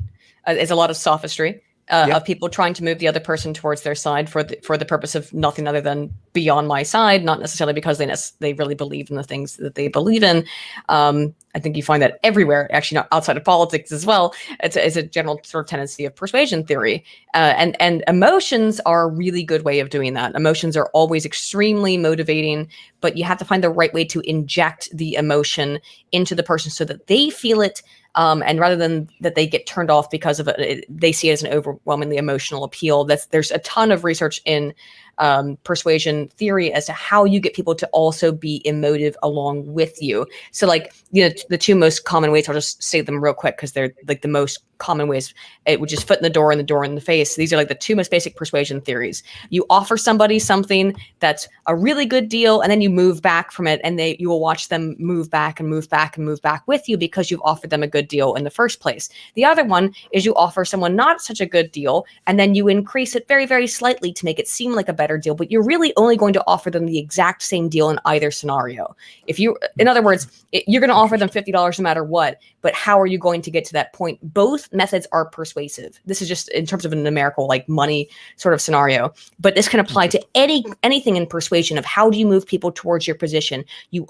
And this is just in terms of offering them material goods. In terms of other types of persuasion things, you don't need to offer anyone anything. You just need to move towards what they're already going to be willing to accept. When you find what they're going to accept, you can move their latitude of acceptance outside of where it would normally fall. And through that, that's how you get people to believe in things that they wouldn't otherwise believe through persuasive methodology. Is this a kind of conditioning, Aydin? No, it's not actually conditioning. It happens almost instantaneously. Are you aware of the Benjamin Franklin effect? No, go ahead.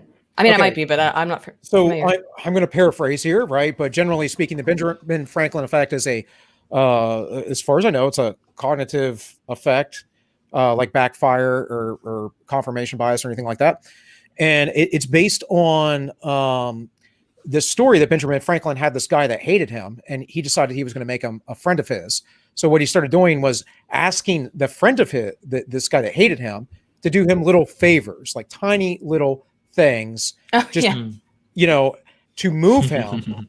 And a little bit toward liking him. And the That's foot in psychological the door. effect supposedly is the more people are willing to do something for you, and the more you can get them to do for you, the more they're going to like you actually in the end, which is interesting. And this is what a rhetoricist actually generally does, is they get their minions to do things for them, which is often why you'll find, like, say, psychopath style manipulators never commit the murders or the crimes themselves, but they always get other people to do them.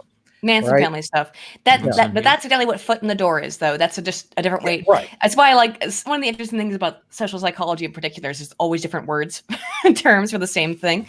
And foot in the door is, you ask for a very small request. So like the way that this most commonly gets described within psychology towards teaching, the way I usually describe it when I'm talking about it in videos, is car sales, because it's the most common way you will see either one of these things be made manifest. Obviously, politics is a very clear extension to this. You ask for the small request first. You say, the car, it only costs $12,000. It's a really cheap car. Oh, but you want these heated seats, right? So once you're in the room and you're starting to sign off and buying the actual car, it's like, oh, you want the heated seats, right? Oh, and you want the radio included, right? Obviously. Oh, and you want the Bluetooth, right? Obviously. By the time you've left, the car that's $12,000 costs you $30,000. That's what the small request incrementally. And that's how you end up paying, $50,000 for a car that costs half that much or less or whatever. And it's the same way that you end up down the line on a political belief where you've only really acquiesced to the first request, because once you've acquiesced to the first one, we have this desire for psychological consistency, and that will make us more prone to continually acquiesce to subsequent requests, particularly when they are smaller than the first one. And also, Aydin, I would say and you would know the data on this, is, I know it not off the top of my head, but who among us is not susceptible to outside pressures, to peer pressures or group pressure in general? Most people Nobody. do not stand up. Very few people can resist that, because we're all social creatures. So we always want to be part of some in-group. We always want to be socially accepted. I mean, there will be outliers to anything all the time, and we feel okay being outliers, but because we're a social species, we want to be accepted within an in-group. And that's a very, very strong social pressure for people. And when you talk about politics in particular, when you say like one political group or one political ideology, one political belief system is haram, essentially, and to believe in these things will ostracize you from polite society, well, it makes obvious sense why that would be the dominant political ideology. There you go. Well, Christian, do you need to get going, bud? Yeah, in a moment, but I wanted to add one more point here. I think that a good proxy for this sort of the manifestation of sophistry in modern day society, there are many, many, many, but in a more confined sense, and one that I think we've all experienced. I know that Aydin's certainly experienced it, because she had a sort of conversation with one of these people, has been in critical race theory. A lot of people who defend critical race theory, I think, are using sophistic tactics. So I'm not sure if any of you are familiar to say it politely, sophistry at a minimum. The first thing I say, they make the genetic fallacy of talking about critical race scholarship and legal theory, and try to claim what it is today isn't based on that, right?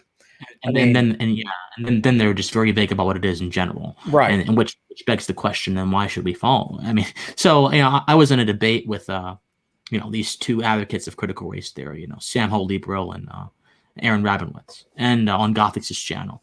And for the first hour of the debate, it was all, okay, what is critical race theory? Definitional. Then, it always is. It's always they spend so much time on the definitional part. Yep. Yeah, and then once I really tried to Socratically nail them down on definition, right when I was just there, and there's an excerpt on this on my YouTube channel, right when I was just there, Aaron Rabinowitz, the other guy, said, "You know what? Let's talk about white supremacy. Why don't we do that?" I'm like, what do you mean? What do you mean white supremacy? Oh, blah, blah, blah, blah, blah. I just identified 3 core beliefs of this thing you call critical race theory and how it examines social institutions, and you want to pivot to white supremacy. Why? If we have identified these 3 core things and you accept them, I can then engage you on why those 3 core things are wrong ways to understand social institutions and more broadly the human being. That's why he wanted to move over to white supremacy, because he didn't want to have a conversation. Identified every single debate on critical race theory. Right. Shift the goalpost, right? It's That's not every shifting the debate you goalpost have with any disingenuous sophist leftist, or on the right either, but I tend to find it more on the left. That's always what currently, you're doing, right?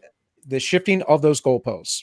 I don't even think in their heads it's shifting of the goalposts. It's because you have to understand that these people are not. They don't believe in quantitative. They don't believe in quantitative reality. They don't believe these things can be measured. They believe that everything is based on lived experiences. And so if you start to seem to debunk their experience, well, then it doesn't matter because it's outside of their lived experience. Therefore, it doesn't matter. Therefore, it's irrelevant. These are critical cultural theorists. Within the sciences, we have three major ways of understanding the world: a quantitative, qualitative, and critical cultural. They operate in the critical cultural, which is always relative to something else. So you can't disprove something that is relative because relativism always exists in relationship to something else. It can never be disproven with quantitative data. It can never be disproven with anything because it's all about, this is how I feel and this is how I experience the world.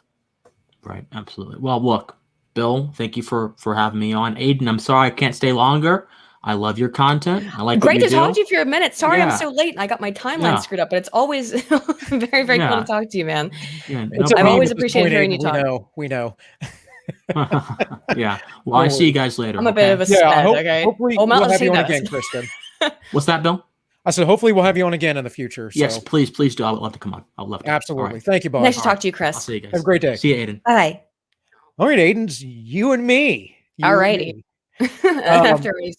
I always like set these alarms on my phone and then I'm like, oh shoot. It happens to me so often. Well, I thought I sent you the right time in your time zone, but maybe no, you probably did, but I set it probably wrong in my phone because then my phone's not always like, I don't have a SIM card in my phone anymore that works. So then I don't think it always works perfectly. Well, this worked out because I didn't know how long Christian had, and he was kind of giving me him. Yeah, 100 questions before we started, not like right before we started, but he was like messaging me on Twitter about what we were going to talk about and this and that, Every time I've heard him talk on anybody's stream, I always like really think he has important things to say. Oh yeah, absolutely. No, he's a very smart guy. And the fact that he's studied philosophy in college is very important because it makes me feel kind of stupid, to be honest.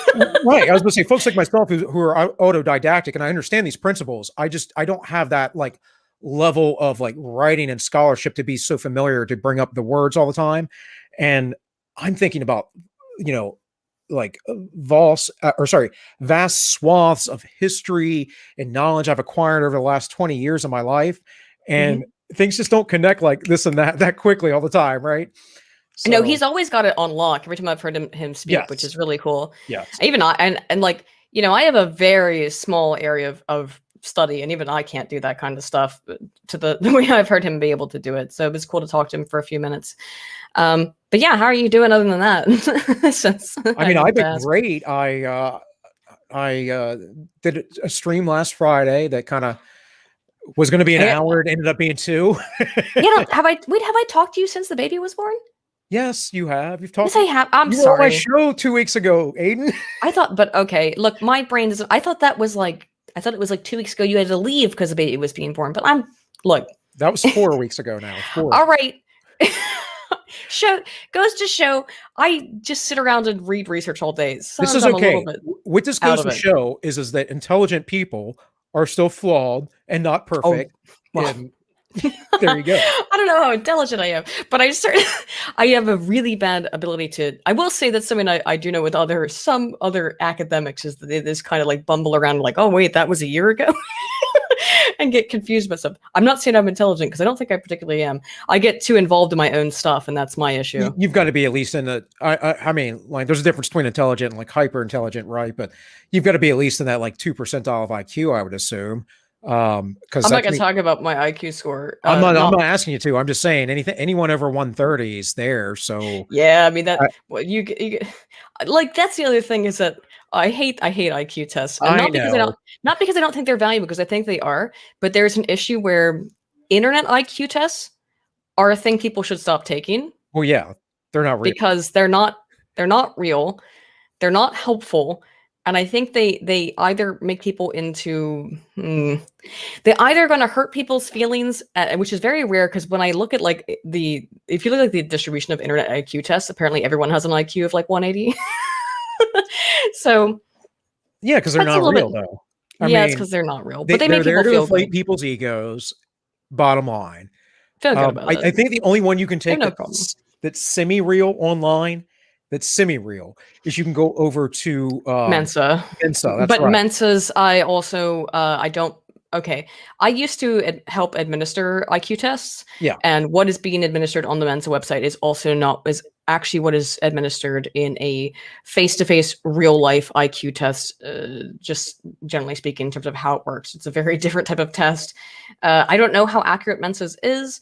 I don't know if you can apply to Mensa. Also, I wouldn't apply to Mensa. I mean, I could, but I wouldn't. First of all, I'm not paying them money. Secondly, why? So I wouldn't do that shit. It's just self-aggrandizing, and I don't see the purpose of it. But I don't know how I got on this. I have a topic. buddy that's a Mensa member that never goes to meetings, never does anything. He just applied for it when he was in college after taking an IQ test. That was it. So my godfather became a Mensa member back in the 70s. So he's an old school Mensa member, and he hates all this crap too. And I don't even know how it all. I don't think he actually interacts with them whatsoever. But he's actually that guy. That guy's a legitimate genius. I used to love to, when I was a much younger person, even when I get to talk to him now, just spit ideas at him, because you feel kind of like you're talking to a computer. You know, he's got his IQ is like 180, right? Like this guy is an extreme genius. Yeah, well, most people don't even understand. You got to be like 165 to be at genius level. Like anything below that's like pre-genius or whatever. Yeah, or you could call it a sub-genius, although that's its own. I don't know if you know what a sub-genius is. Don't worry about it. Don't look into it too closely. Okay. Okay. Sub-genius is a like new age cult. That is it's a joke. The whole thing's a joke. It's that we're all like descended from Bigfoot. Kind of like the Sigma male. Yeah, no. Subgenius is a really funny.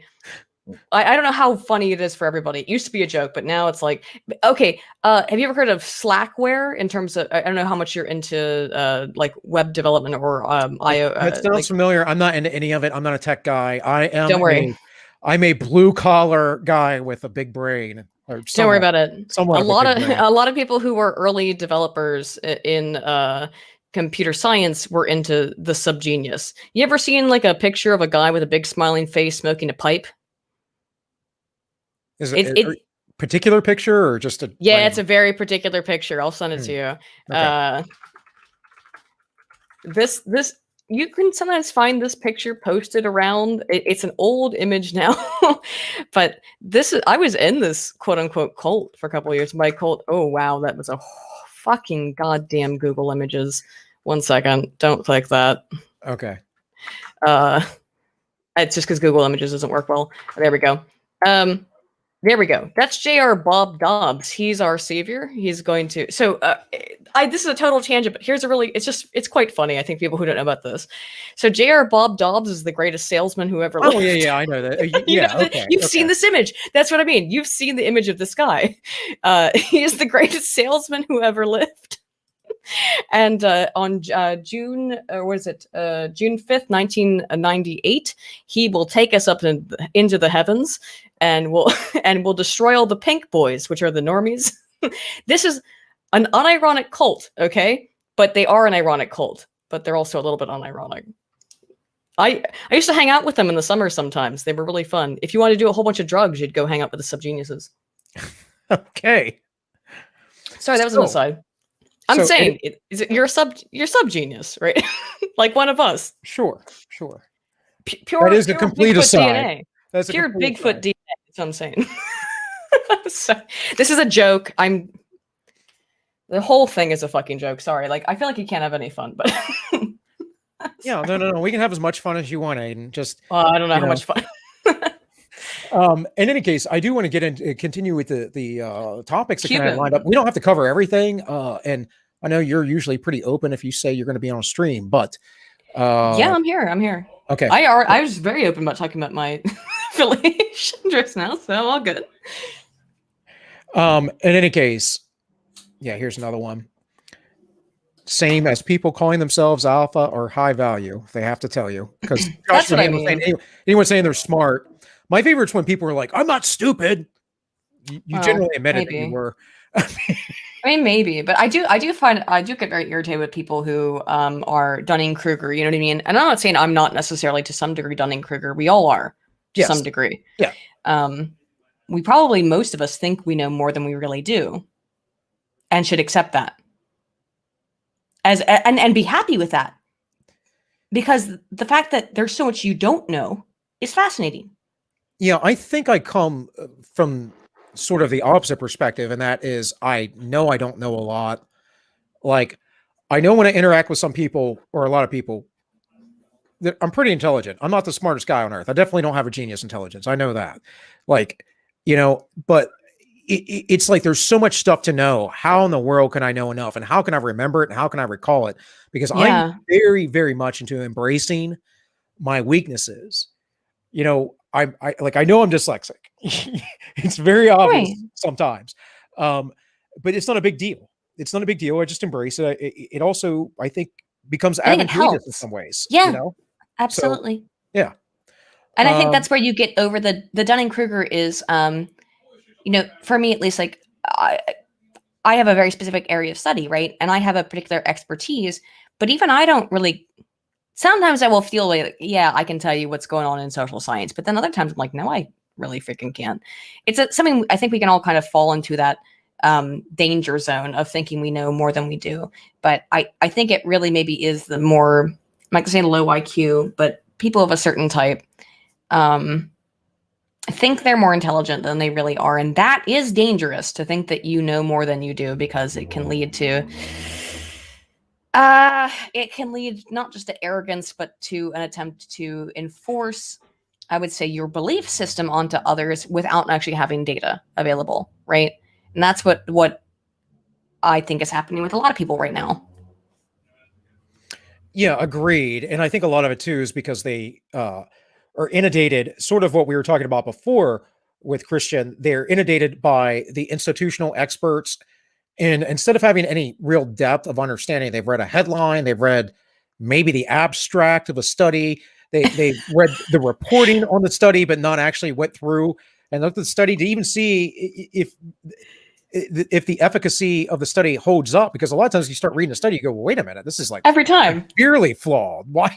Every time. Right, I would be remiss, like, to even note a study that I could have found that is completely what it says in the abstract.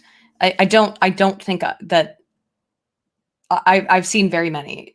Don't read abstracts. That's another thing, not just for scientists, but for people who are interested in being autodidacts.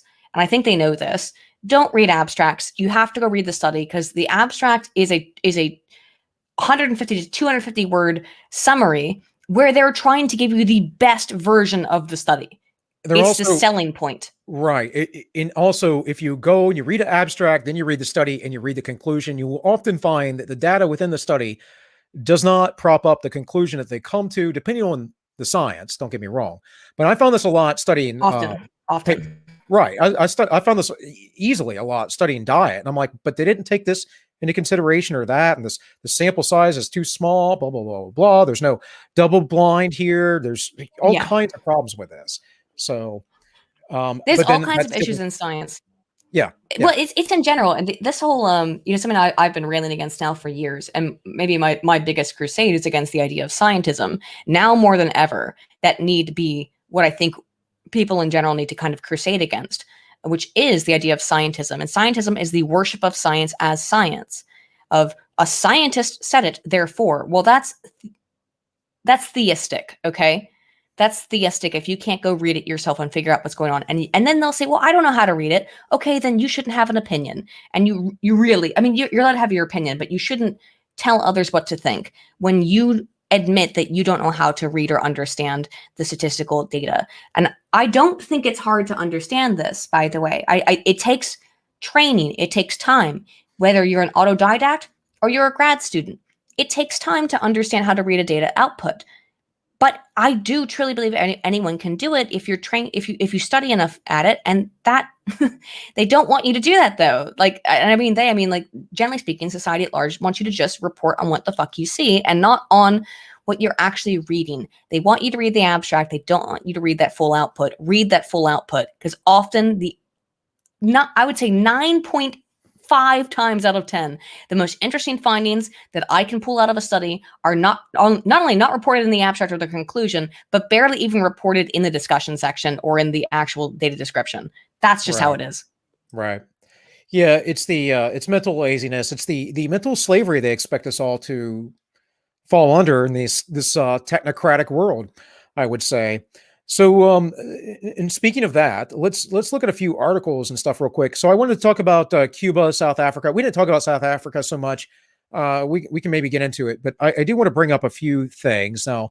Anyone? I heard you guys talking about Cuba, and I threw I threw my 2 cents in on Cuba, but yeah.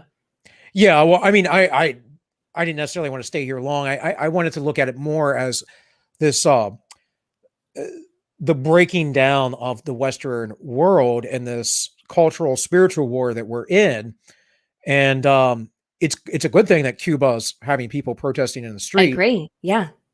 But we're seeing, uprisings in South Africa. They've been a mess forever, of course. But also in other places like France. Which I'm going to show in a minute here. But first, I want to bring this up. Now, anybody who watches Tim Pool regularly knows that Tim's been covering this a good bit recently, but he didn't cover the Vice article. I talked about this Friday a little bit. Which is funny because Tim used to work for Vice. But I know. But if you get into the Vice article, which some of the things the other articles don't say, is this interesting little tidbit here that the analysis they did was based off of the Club of Rome. And for those of you who don't know, the Club of Rome is one of those little NGO groups that kind of dictates policies to the world that comes out of the UN. And there are numerous, many of these. These are the conspiracy theory type groups that people talk about. To me, this data is suspect within that. Obviously, it's old. But one, I don't really believe in peak oil or any of those things in the first place. I'm not saying that that there might not be a reality, but every time they predicted it, it's been wrong. Also, the idea of old data is something that needs to be kind of not thrown away, but needs to be more critically assessed. I get really irritated. I mean, that'll make it worse, but I get a little bit frustrated when I see people come into my chat and be like, that study was published in 1998. It doesn't matter anymore. Like, actually, can you give me a good reason why all of human society would have changed in the last 30 years? In the last 50 years? You'd have to give me a really good rationale as to why human psychology would have changed. And they can't. And you got to give me a good reason. Come on. And no one's been able to provide me with one. Well, to be fair, Aydin, I did not mean to frame it that way. No, I know you didn't. I'm saying. Right. No, I'm all about older data. In fact, I like old articles because I feel like the newer stuff is more corrupt, generally speaking. Exactly. That's what I mean, though. Is that like there will be people who go like, "Oh, it's from." Right. All I was saying is years ago. This is a very old model, but we do what I was going to talk about, not bringing up an article or anything, but everyone should be aware of it, is the fourth turning, right? Right. So these things are coming up, and what their prediction is here is based on, like I said, peak oil resources. This is all based on Malthusianism. Now that is old data that I don't agree with.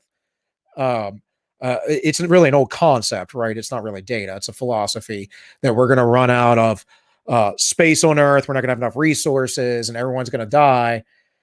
But the reason why I bring it up is because, and bring it up in this context, is because the Club of Rome specifically is one of these groups that believes this. And this, just like we were talking about studies, if you start with a conclusion, you're likely going to end with the conclusion, regardless of what your study says. And we know that we're going on with the Great Reset and all that stuff out of Davos. These people are pushing towards this, their environmental agenda, and believing that, climate change is going to destroy the world within 10 years, which isn't 10, what the study 15, said. 20. We just keep it's not what the study even expanding said how anyways. long. Yeah. Polar bears are still around, Al Gore. I don't know. So I wanted to bring all that up in that people are feeling very differently than the powers that be are stating things should be. And I could say we could probably evidence this by what we see right here in France, where we have police seemingly marching with yellow vests. Right. This is actually something I'd like to ask you about. I talked about this with my partner a good amount, and the chat and everyone else as well. I think that France continues to be a canary in the coal mine for Western culture. Well, I would agree with that, given that generally, so they were the first to get rid of slavery. Right. They had their Democratic Revolution. Yeah. Their cultural sort of revolution. They had several civil wars back to back, right? The push that's been going on in France toward environmentalism and the immigration status, people who are just migrant workers, folks, they're not refugees. The vast majority of them at least aren't. Yeah, and France is pushing back against that. Right. To a degree. To a degree. But the people are pushing back against it. The government themselves, they're still propping it up for the most part. I think Macron made a statement a little while ago that it was a little bit of a mistake to allow the migrants in, if I remember correctly. Yeah, Macron. I have a bunch of criticisms of Macron, but he seems to be one of those people where it's like, yeah, he takes the opinion of the people to a degree more than maybe some other politicians and adopts it into whatever he wants to say, which I think is a smart opinion if you're a politician. I just also think it means that Macron doesn't believe in anything personally. I think, though, that, what I was talking to my partner about was that it seems to be that if a revolution is happening in France, it will probably inherently spread to the rest of the Western world as it has continually over history. Yeah. At least over the last 300 plus years. Well, this is that idea that history doesn't repeat, but it rhymes. And I don't know. I think it does both. I think it both repeats and rhymes quite a bit. So here, though, from the Daily Mail, when was this? Let me see if I get the date here on this correct. So yeah, this was published on the 12th. It says President Macron says only the immune can go to to French bars and restaurants, makes COVID jabs compulsory for care workers, and warns the country's fourth wave has already begun in dramatic national address.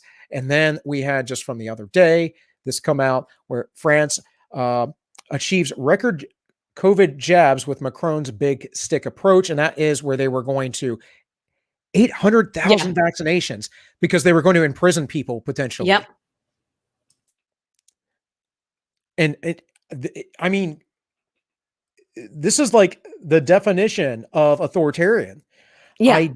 I don't understand why, with an uprising in the streets where cops are marching with the yellow vest, why you think this is not going to fracture your society eventually, when you have your own generals in France saying we are about to go into a civil war. Why would you do something like this? I don't know. I don't know.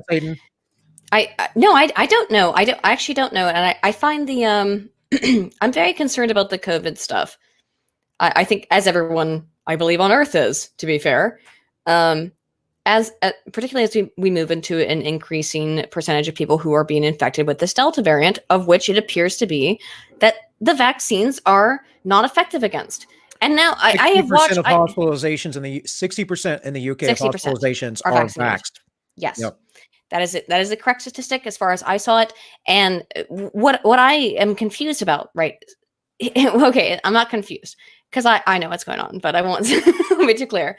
We moved from we need to vaccinate so that old people don't die because that will prevent old people from getting sick. And now it's no, everyone's going to get sick. That appears to be the new message. The vaccine only stops preventing you from getting the worst symptoms. It doesn't prevent you from getting it. It doesn't prevent you from spreading it. This seems to me to be a change in the narrative. And I think that anyone who's been paying attention can also see that this is a change in the narrative of what the purpose of the COVID vaccine is. The problem is that the COVID vaccine is against a coronavirus, and coronaviruses mutate very quickly. Now, there's two different ways that could work out. And I'm not trying to get your fucking stream fucked up, but there's a, what's this called? It's just an Mark's disease. There's two. Jesus, sorry about that. There's two ways that I see people describing that this could work out, which is there's ADE and Merrick's disease. So ADE, which is antibody-dependent enhancement, and the possibility of Merrick's vaccine. Are you aware of these two possibilities? Excuse me, I was taking a drink there. No, I'm afraid. No, no problem. No, I'm not. Not at all, actually. Please. Let me cough there for a second. I don't have COVID, but I had to cough there for a second. So there's this thing called Merrick's disease that happens in chickens, right? So chickens, or used to happen in chickens, and chickens basically were all vaccinated a long time ago against this Merrick's disease. But now, if you don't have a chicken that's not, if you have a chicken that's not been vaccinated against Merrick's disease, it essentially dies. So that's like the one fear, right? That if there is an individual that is not vaccinated because this disease has been allowed to, it's also a leaky vaccine, which means that it still exists in chickens. So all chickens have Merrick's disease. Most chickens have Merrick's disease. Okay. So the one option is that all humans would essentially have COVID at all points in time, or be susceptible to it. But the vaccine, which is leaky, which that means it allows the virus to continue to exist, would allow it to perpetuate in other humans and would allow it to mutate so that it would kill other humans at an intense rate, such to the point that, for example, there's like if you have a chicken and it's not vaccinated, it dies. If it's not been vaccinated and doesn't have the requisite vaccination for Merrick's disease. The other option is the ADE issue. I'm not saying the other options if there's one or the other, but it's another issue, which is a phenomenon known as, geez, sorry, let me find it. You're fine. I just keep forgetting the acronym. It's antibody-dependent enhancement. And what antibody-dependent enhancement would mean is that your body essentially becomes too used to a coronavirus, and then therefore cannot fight off subsequent mutational viruses, because the immune system doesn't know how to process something that looks so much like something it already understands, but is outside of its ability to form antibodies against. And that would mean that potentially people who had been vaccinated could have really serious, if not deadly, health effects. So we're kind of like balancing these two things, right? If we have some people who aren't vaccinated, then they all die, potentially because of a Merrick's disease-esque syndrome. And if we have people who are all vaccinated and the disease mutates to a certain degree where their immune system can't respond to it, then we get an ADE situation. Neither of these are good outcomes. That's the problem. So we're kind of trying to figure out what is the best way to treat the human population without being forced to face one of these two really, and I mean devastating, health effects. And I don't know what the answer is. And by the way, not just I don't, no one knows what the answer is to how to deal with that. Yeah, I was about to add that. Nobody knows. Look, the answer, in my opinion, is this: leave people to their own devices and let nature sort it out. I mean, I'd rather take the risk and let nature sort it out for myself. That's how I feel. I don't personally feel like I need to get the jab, nor do I know that it's that effective. I'm sure it's effective for some people, but for some people, they can't get it at all. In fact, I know some people who can't get it because of certain health conditions they have. Exactly. And this is an issue. With that, we have going on in Australia. Similar. Sorry, that was a big aside on. Oh no, it's aware. It's absolutely fine, Aydin. I have stuff prepared just to bring up to move the conversation along, but mostly I am perfectly fine with just having the conversation go how it goes. The only problem is, as I've titled the stream, so go ahead. Yeah. It's like, what are we going to talk about? But I always got a thing. yeah. But anyways, it says chaos in Melbourne as furious protesters flood the city just hours before Victoria's crippling 5-day lockdown begins, demanding Dan Andrews is sacked. In any case, people in Australia, and Australia's done actually a really good job of their lockdown's been very effective. Yes, but that's because they're an island. But they've been locked down forever too. Same here. We've been better than the UK, but yeah. You guys get more travel, I think, than Australia does, though. True. I'm pretty sure, because I think Australia completely cut all ties from travel for a long time. But look, I brought this up just to express that these things are going on. People are protesting. Some months back, I reported on in Italy how all the restaurants were supposed to close down and they all remained open anyways. There have been protests around the world, and it's a difference between very wealthy, connected people, I think, wanting to implement certain plans, but also not understanding that, hey, these folks just can't get along when we close the wealthy entire... connected people don't have to pay attention to any of these rules, as we saw with the Texas Right. Democrats going to DC and then Kamala Harris going to Walter Reed. Right. Yeah. I don't know if And- you're familiar with that whole freaking controversy. No, which I is am, because the astonishing. Democrats left. Yeah, they left Texas. They all had the jab, but they all got sick anyways, or 3 of them did. And then Kamala Harris was exposed to them and went to Walter Reed. Yes, I'm aware. We don't know if Kamala had it or not, but it's an interesting sort of. If it had been Trump, it would have been a huge news story. Instead, it wasn't, because whatever. However, it is a bit fascinating though, because all the people on that plane coming from Texas had been double jabbed, I believe. They all had both doses. So this is something that I think that the mainstream public can't ignore anymore, because they're going to have to be exposed to the fact that, yes, if you have been vaccinated, you can get COVID. They used to say that was not the case. That is absolutely the case. Now they're saying they never said that, but I could go pull it up at any point in time over the last year. So whatever. Well, let's look at this. Let's look at this, because we have right now, the Biden administration. Of course, this is from last week. But critics slam Biden administration's reported plan to monitor vaccine information and text messages, which is absolutely insane. That they would go that far. Also, if you're banned on Facebook, you should be banned on Twitter. You should be banned on everywhere else. Right. Thanks, Jen Psaki. Yeah. White House flags post for Facebook to censor over COVID misinformation.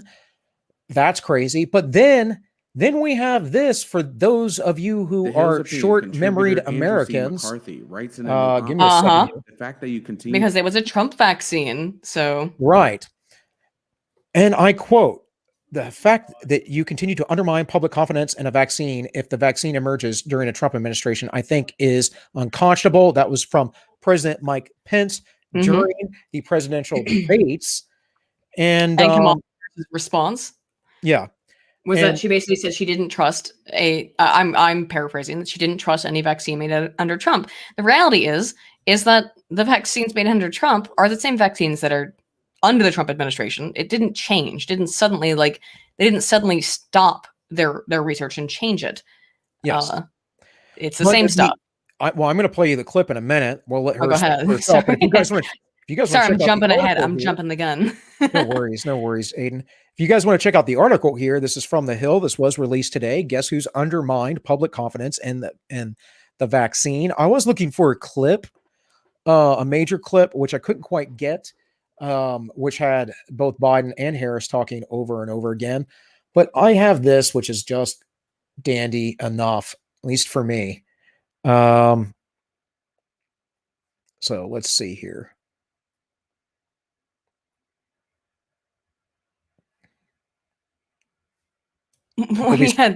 There's the words right there. Yeah. Let me actually, in order to share this better, let me run it through the Chrome tab instead of a screen share, because it'll get better volume.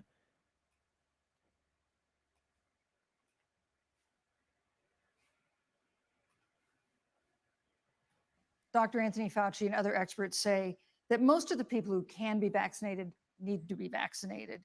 But half of Americans now say they wouldn't take a vaccine if it was released now. If the Trump administration approves a vaccine before or after the election, should Americans take it, and would you take it?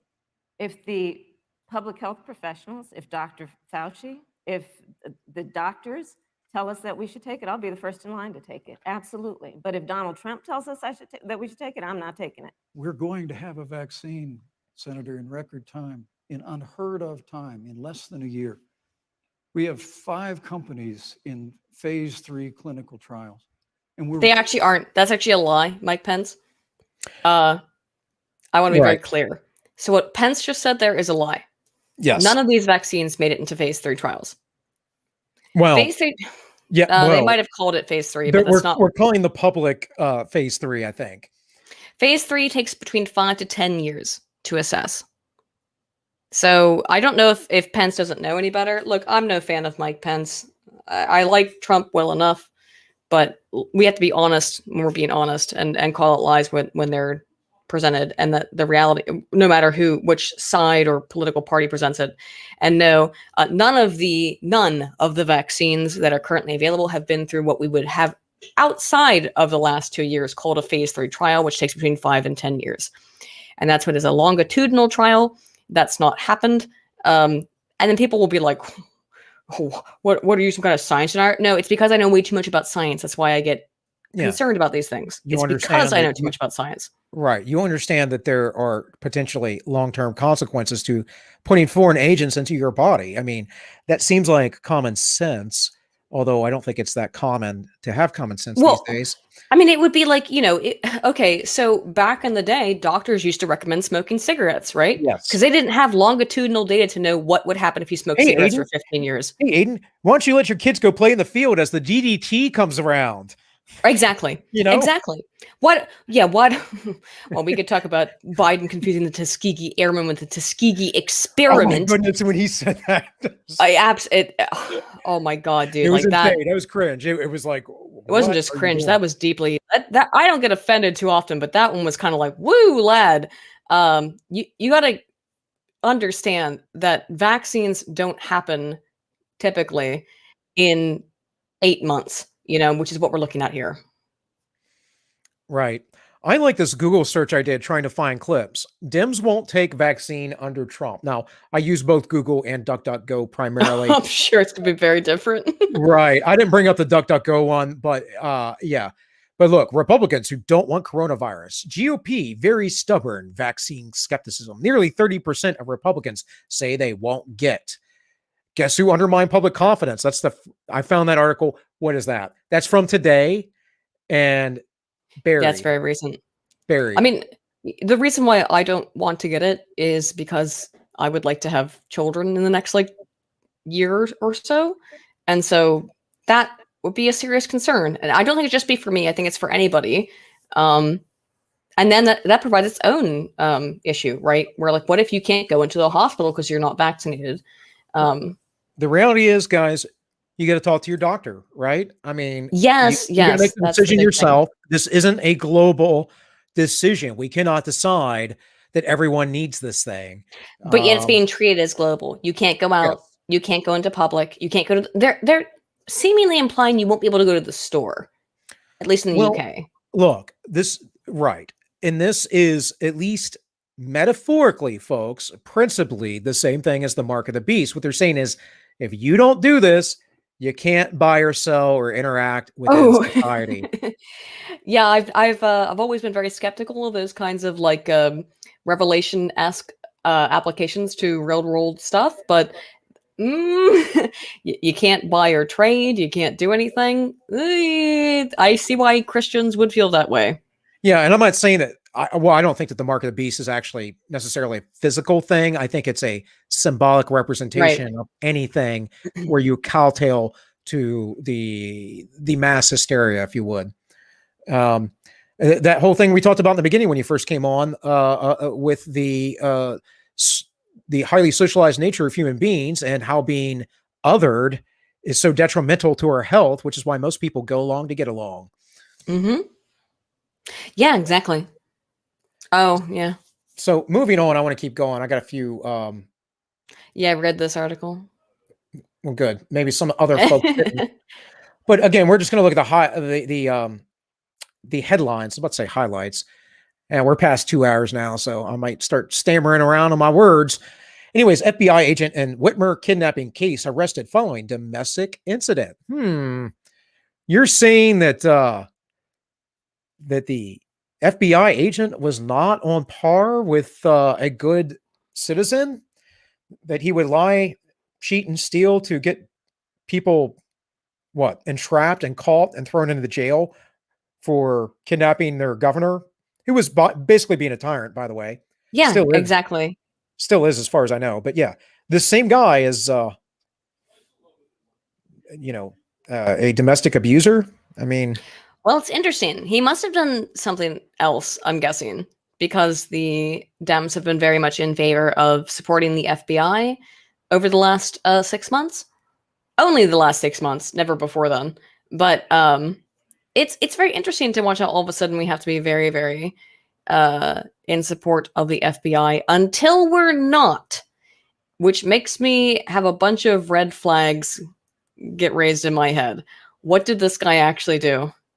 Abuse his wife, apparently, clearly, but what else? What else to be called out? Because is that conspiratorial? I don't know. Well, I think it's just a simple, we can make a simple presupposition that if the entire system is founded on layers of corruption, there's going to be a lot of corrupt individuals within it, right? Right. And that's kind of the bigger point. So our whole system is just highly corrupt because of the fact that we have easy monopoly money alone. That invites more corrupt people to come in and continue that system and get more rich, gain more power. Yeah, it's not just in the feds, it's in the police as well, by the way. What's that? It's not just in the feds, it's in the police as well. Right. But that's what I'm saying.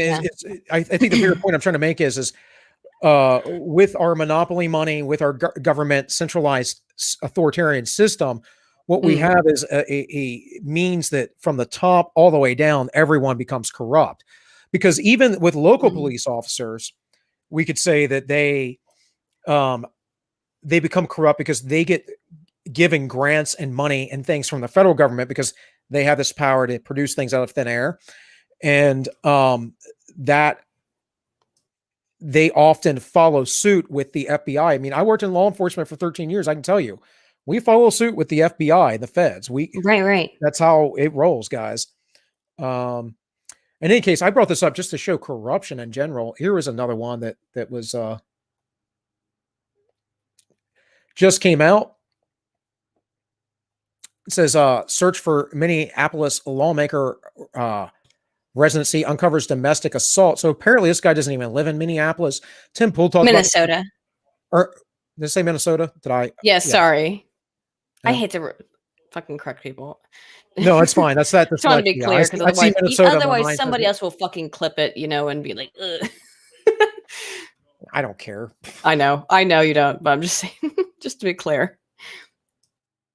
Yeah, in any case, according to the police reports from 2003 to 2009, 6 years, in some cases, the assaults happened in the presence of young children, blah, blah, blah.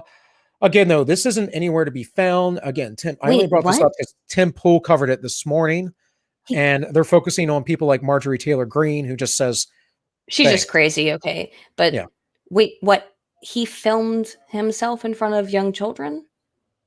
Is that what the claim is? Honestly, I didn't get a chance to read this whole story. I just saw domestic violence cases stretched back to 2003. And was arrested after allegedly struck his girlfriend in the face with an open and closed fist. The woman's 5-year-old daughter witnessed the assault. Oh, okay, I thought it was a pedo thing. Okay. Either way, though, it's all terrible. It's all terrible, but I don't know. I don't like to place one horrible act above the other in terms of terribleness. Beating your girlfriend is terrible, but I thought from the headline maybe he had abused a child. So okay. My only point to this is, why isn't this a big deal? Why will this get buried? Because I promise you guys, it will get buried. Oh yeah. It's that thing that we're always seeing, that the establishment can do no wrong. They always have an excuse. You can be the leader of BLM and buy 4 houses and not be considered a capitalist.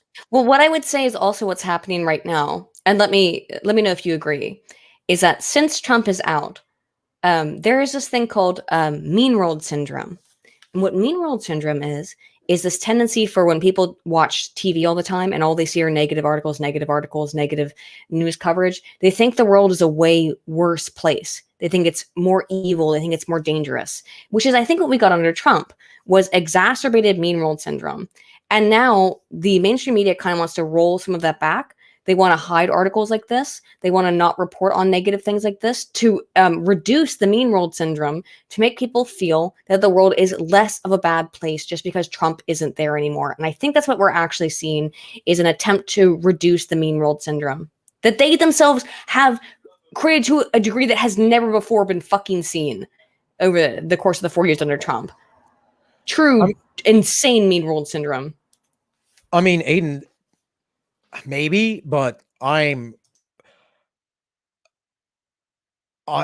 see all of this as social engineering. I think that these people believe that they have the right based on their position in life and intelligence and whatever other, gifts they've been given, that they believe that they have the divine right, if you would, to control the masses. And I see this all the way back from Edward Bernays' writings through H.G. Wells and the Open Conspiracy and the New World Order, and many other people like Bertrand Russell back in the day. They talk about this quite clearly, that these things must be done. And this is all part of the collectivist push, the idea that I kind of am partial to the idea that it takes a village to raise a child, but what they really want is they want the village to raise the child without the parent, and that no one even knows who their parent is. Isn't that fascinating? Yeah. Did you see this weird Hasbro stuff? Where, it was the first thing we talked about as far as articles brought up. So I missed that part. Yeah. So the Hasbro. I can pull it back up though. I have it. Unbelievable to me in that we have to teach. We can't allow children to think that there's any racial terms. Now, I went through it and watched the Project Veritas video. So what I believe is happening in this, we have to watch it again. I've seen it. I was just bringing it up in case anyone come in here later, they wanted to see where it's at. Right. Yeah. So what I believe, Project Veritas describes as this critical race theory, but what actually was happening there was implicit association test bias analysis. And what the IAT is that if you go to Google right now and you type in racism test, you will find an IAT test. An IAT test, or implicit associations test, will test the expediency of your response to the faces of people of different races using a left or right click. Okay? Does that sound like racism to anybody being reasonable? Right. Like if you respond to a white face faster, is that racism?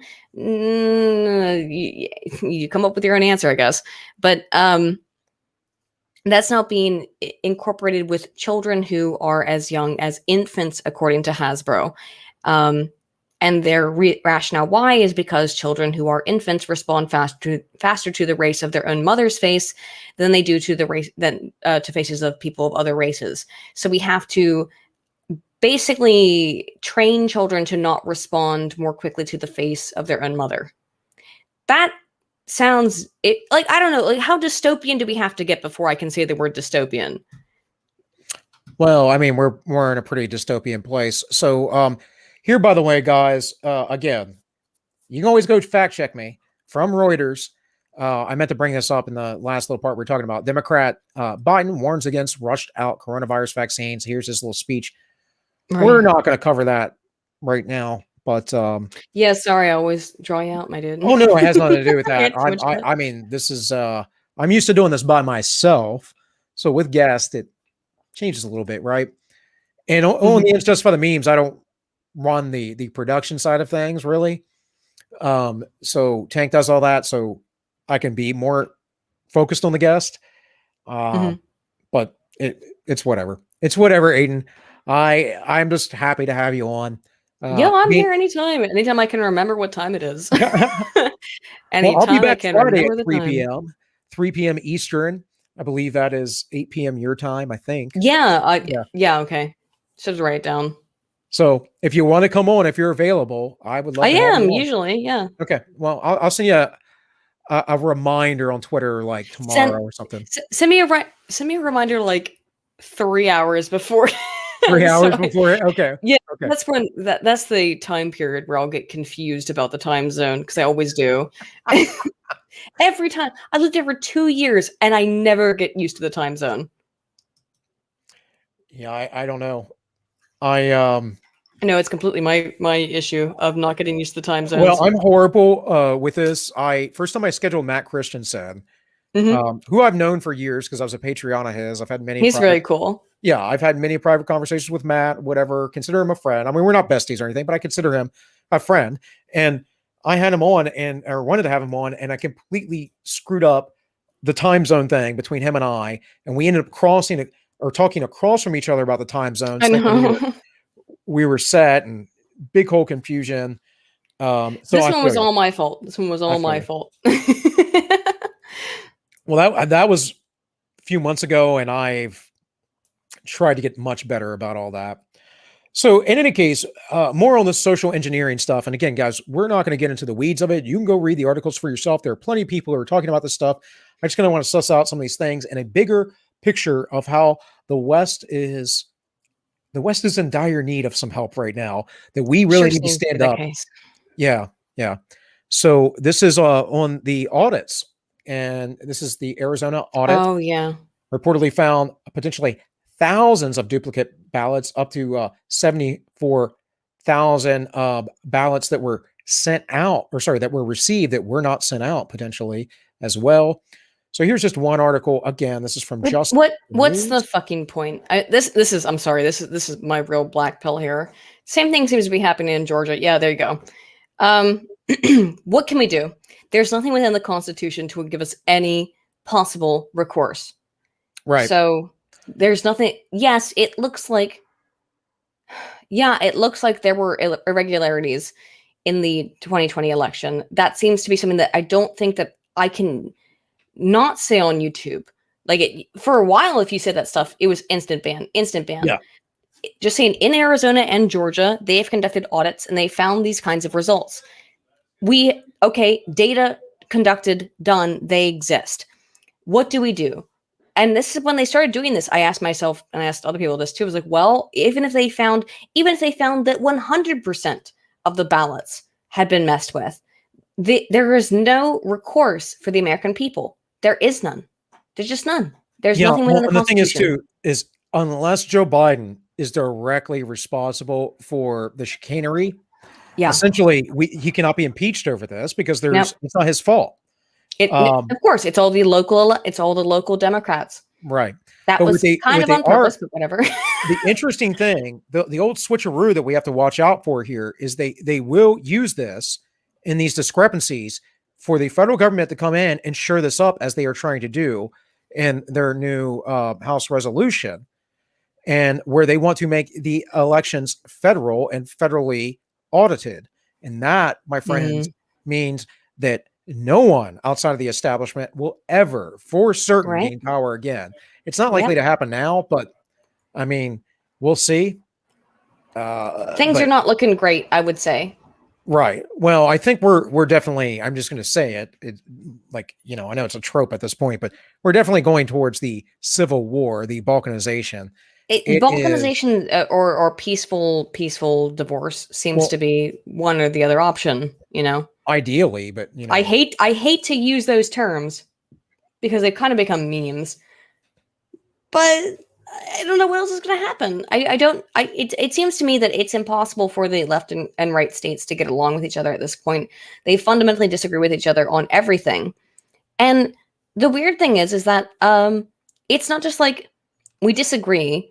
Like leftists and rightists, whatever, will tell the other person to die. They'll be like, no, I don't just disagree with you, but go die. It's that kind of level of aggression where there's just, I've seen it happen so many times now. It's not just that we can agree to disagree. It's die. And that is a really kind of significant difference that I don't think we've necessarily seen before. Well, in the U.S. No, in the last, let's say 50 years, right? In the U.S., sure. Yeah, in the U.S. Of course, yes, in the U.S. This is always any sort of collectivist, whether it be fascistic, Marxist, whatever. Sure, of This is course. always their modus operandi, I would say. And honestly, it does play to our baser level as human beings, I would say as well, in that we are, well, yeah. we're often, sorry, I meant to remove this. No, I mean, actually, it brings up a good question. Do you think democracy is inherently a failure? Yes. I think that's a good question. All Of right, course. I kind of agree. All right. Yeah. So All right. we work on hierarchies, so we're going to establish those, but I'm not into monarchies either. But what I would say is that there, I think I've mentioned this to you before, Aiden, there's a scaling issue. Mm-hmm. So Oh, right. Yeah. We can only scale up so much based on Dunbar's number. Now, I think we could probably multiply that by 10 or 20. But once you get past that, your society is starting to be dictated to folks outside of its immediate interests and outside of any sort of real accountability. And that's where the problem always lies. So even where I grew up in Hagerstown, Maryland, which has a population of about 50,000 people, it's not a big city, not a tiny place, but it's not big, right? But it's also very close to a bunch of important places. Well, there's that. We have a very entrenched city council there. Of course, I don't live there anymore. I forget. It's got like 7 people on it or something like that. They do all kinds of stuff to line their pockets, to help their businesses out, to do whatever all the time. People are aware about it, but they always get voted back in. Again, right. 50,000 people, 7 people in charge. Well, of course, there's a mayor as well, but still not enough accountability for those folks. They keep getting away with it. You get a large portion of the masses that go, well, it's a hard job. I don't know. I don't understand. I'm just going to let these people take care of it. What right? it is it's need for cognition. I truly believe that this is the primary issue. I'm going to use the restroom after this, but let me try to. You're fine. I actually should go ahead and get out of here, so we can get out of here after that. Yeah. So, what I believe the primary issue is need for cognition, and need for cognition is a desire to need to think about things. I've talked about it a whole bunch, and the research indicates that it has nothing to do with IQ. So, like, you can be low IQ or high IQ and be high in need for cognition, or low in need for cognition, but it's a desire to need to think about things. And I think that there are people who they do care about this kind of stuff, and there are people who don't. And you're always going to get those kinds of people. It has nothing to do with their IQ. It has nothing to do with their race. They will just care about wanting to basically manipulate politics, and there are others who will not. And you will get those low need for cognition people who will be like, I don't give a shit what happens. Just leave me alone. And they don't understand how, in a way, they're basically destroying their own lives and their own communities in their I don't give a shit mentality. And is that a failure of democracy? Yes. Because there will always be a portion of society that does not care. Well, that's right. That's the binality of evil, right? That I don't know if it's evil. They just don't care. No, the binality, meaning you allow it to happen, essentially. You allow evil to happen because of your apatheticness. Yeah. You know, and I'm not, of course, I don't call for violence or any of those things, but we do have to fight back and at least verbally and in our actions. Like, see, a lot of people talk about fighting back, but then they'll continue to participate in the system. And that doesn't make any sense to me. You're not fighting anything if you're propping it up. So I mean, I just left. That was my way of fighting back, which is not the right way to do it, by the way. That was that was not because of political decisions, though. That was because of personal life choices. But I see a lot of Americans more and more just saying like, oh, I just left America. I just left. It's like, well, if you left for personal reasons, that's fine. If you left for political reasons, that's kind of fuckered, dude. Like, if you left because you saw the US going to shit, you should have stayed and tried to change something. I see more and more people leaving the US, and that to me actually is a very important sign that I'm seeing more and more people saying they are leaving the US and trying to escape it. That's not a good sign. What's interesting, I thought about talking about it here, but I haven't brought it up on the show, but Politico put out an article last week, I think it was, about West Virginia bleeding people out, and how some areas are putting in incentives to bring people in. And one of the people they interviewed, I forget where he's living at now, but he was like looking at you could tell me wherever he was looking at Washington State or some other area, and he wanted to move to like Hurricane or something. Well, then he wanted to move down here to Morgantown, West Virginia, because they're giving people money. Oh, he I know. wanted to move to Morgantown because that's where the university is. Well, apparently he went to college here as well. Okay. But you can find that you like Politico, Yeah. West Virginia. I saw that Yeah. story. I saw it a while back. Look, anytime West Virginia gets named, I pay attention because it's kind of my home state. Right. But yeah, I read a bit about that. But I mean, like they don't care about the places in West Virginia that really need help, that really need reinvigoration, like Hurricane. Usually, you know, places like outside of Huntington and outside of nobody's moving outside of Weirton. How about that? I think that the way West Virginia runs, if a lot of conservative people moved here, we could revitalize the state significantly. Absolutely. The biggest problem with West Virginia is the biggest problem with West Virginia is the ability to travel easily because of the mountains. Yeah. But it doesn't matter if we want. This is why I say I want to make my stand. Puddle here. Jumpers around little planes. They used to work all the way around. Little puddle jumpers. The other thing that's important about West Virginia is that it has a incredible, vast natural resource capacity. So there's a ton of coal still in West Virginia. And if you can get land, you get all the rights to that. Well, the land is shit. It's no good for farming. To be fair, I would say there's some good farmland, but there's some, but most of it's not because of the land consistency of minerals. Right. There's a lot of radon and stuff in the area too. Yeah, I know. But I think there's some areas you can't. What I was talking about though is like mineral rights and those. Oh things. Yeah. You want to go just sell minerals? They used to just blast into the mountains. They can't do that anymore. That's illegal because it's kind of awful. Don't do that, please. Actually, don't blast into our mountains anymore. Thanks. Well, in any case, Aydin, I'll tweet at you later on about coming on again to remind you, and I'll do it 3 hours before Friday. Yeah, give me like a 3 hour, 4 hour like heads up, because otherwise I'll fucking forget because I get confused. I'll set it in my phone and still get confused. No worries. But I appreciate you showing up. I kind of, that's why I sent you another message. I was like, if you're late, don't worry about it. Just pop in. Well, thanks for still having me on. It's always good to talk to you, man. Yeah, no, I appreciate you. I like the it's just for the memes. I want a wide variety of voices on, but they're not that I wouldn't let people on this show per se, but I like certain voices and I like this conversational style of things. I started here very much, running sort of a lot of stories, making long form content, just expressing my opinion about it. I wanted to kind of come out and do this. Like I gotta build my channel. Even if I don't get a ton of stuff, I gotta build content. Dude, I really support your channel, man. And I hope that it gets a lot more viewers. That's why I'm trying to come on and not fuck around. It. Yeah. I really like what you're doing here. I think you've got great guests. I think you've got great content. And I thank you so much for inviting me on. Well, Yiz tells me the same thing. She's like, I love your channel. You need to show it out when you come on my show more. And I'm like, I'll try. I don't know. I know that people's shows I don't like to be overly talking. I'll tell you what I'll do. I don't know if I say this live, but if I have a portion where I need something read, like a line read on a video, if you want to read it, I can do it and have it like as a whole big thing for your channel.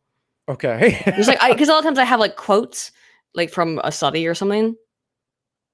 Oh, okay. Well, if you if you have something you want me to record and put it in, then yeah. That way we can try to get some cross channel shit going on, so people can come from my channel to yours. All right, I'm down. It's always just like I use mostly my friends from Discord, because it's like, this study was conducted in Serbia and I have a Serbian friend, or this study was conducted in Ireland, I got an Irish friend. But if I have any quotes that rather than me read them, if you'd like to read them, yeah, we could do that. Sure. We can talk about it later off. Hell yeah, it's not the right thing to talk about us. Right. I'll let you know. I was about to say you should find me on Discord, Aydin. I don't think we are friends on Discord. What the heck? No, I always forget how. I barely understand Discord because I always forget how to do this damn thing. Get my number. Let's see if I can just type you in. Are you under Aydin Paladin? I think so. I actually don't know. I don't expect you to be under your non-pseudonym. No. Huh. Oh, I It's think one I'm, word. No space. yeah, Try I think that I'm one. selecting friend. I need to be searching. I don't know. Hey, how about this? How We'll do about it later. How Not about a we good, do it not a since good I end on. the Yeah, stream? not a good a good on-screen thing. This is very entertaining, audience. I'm sure. Yeah.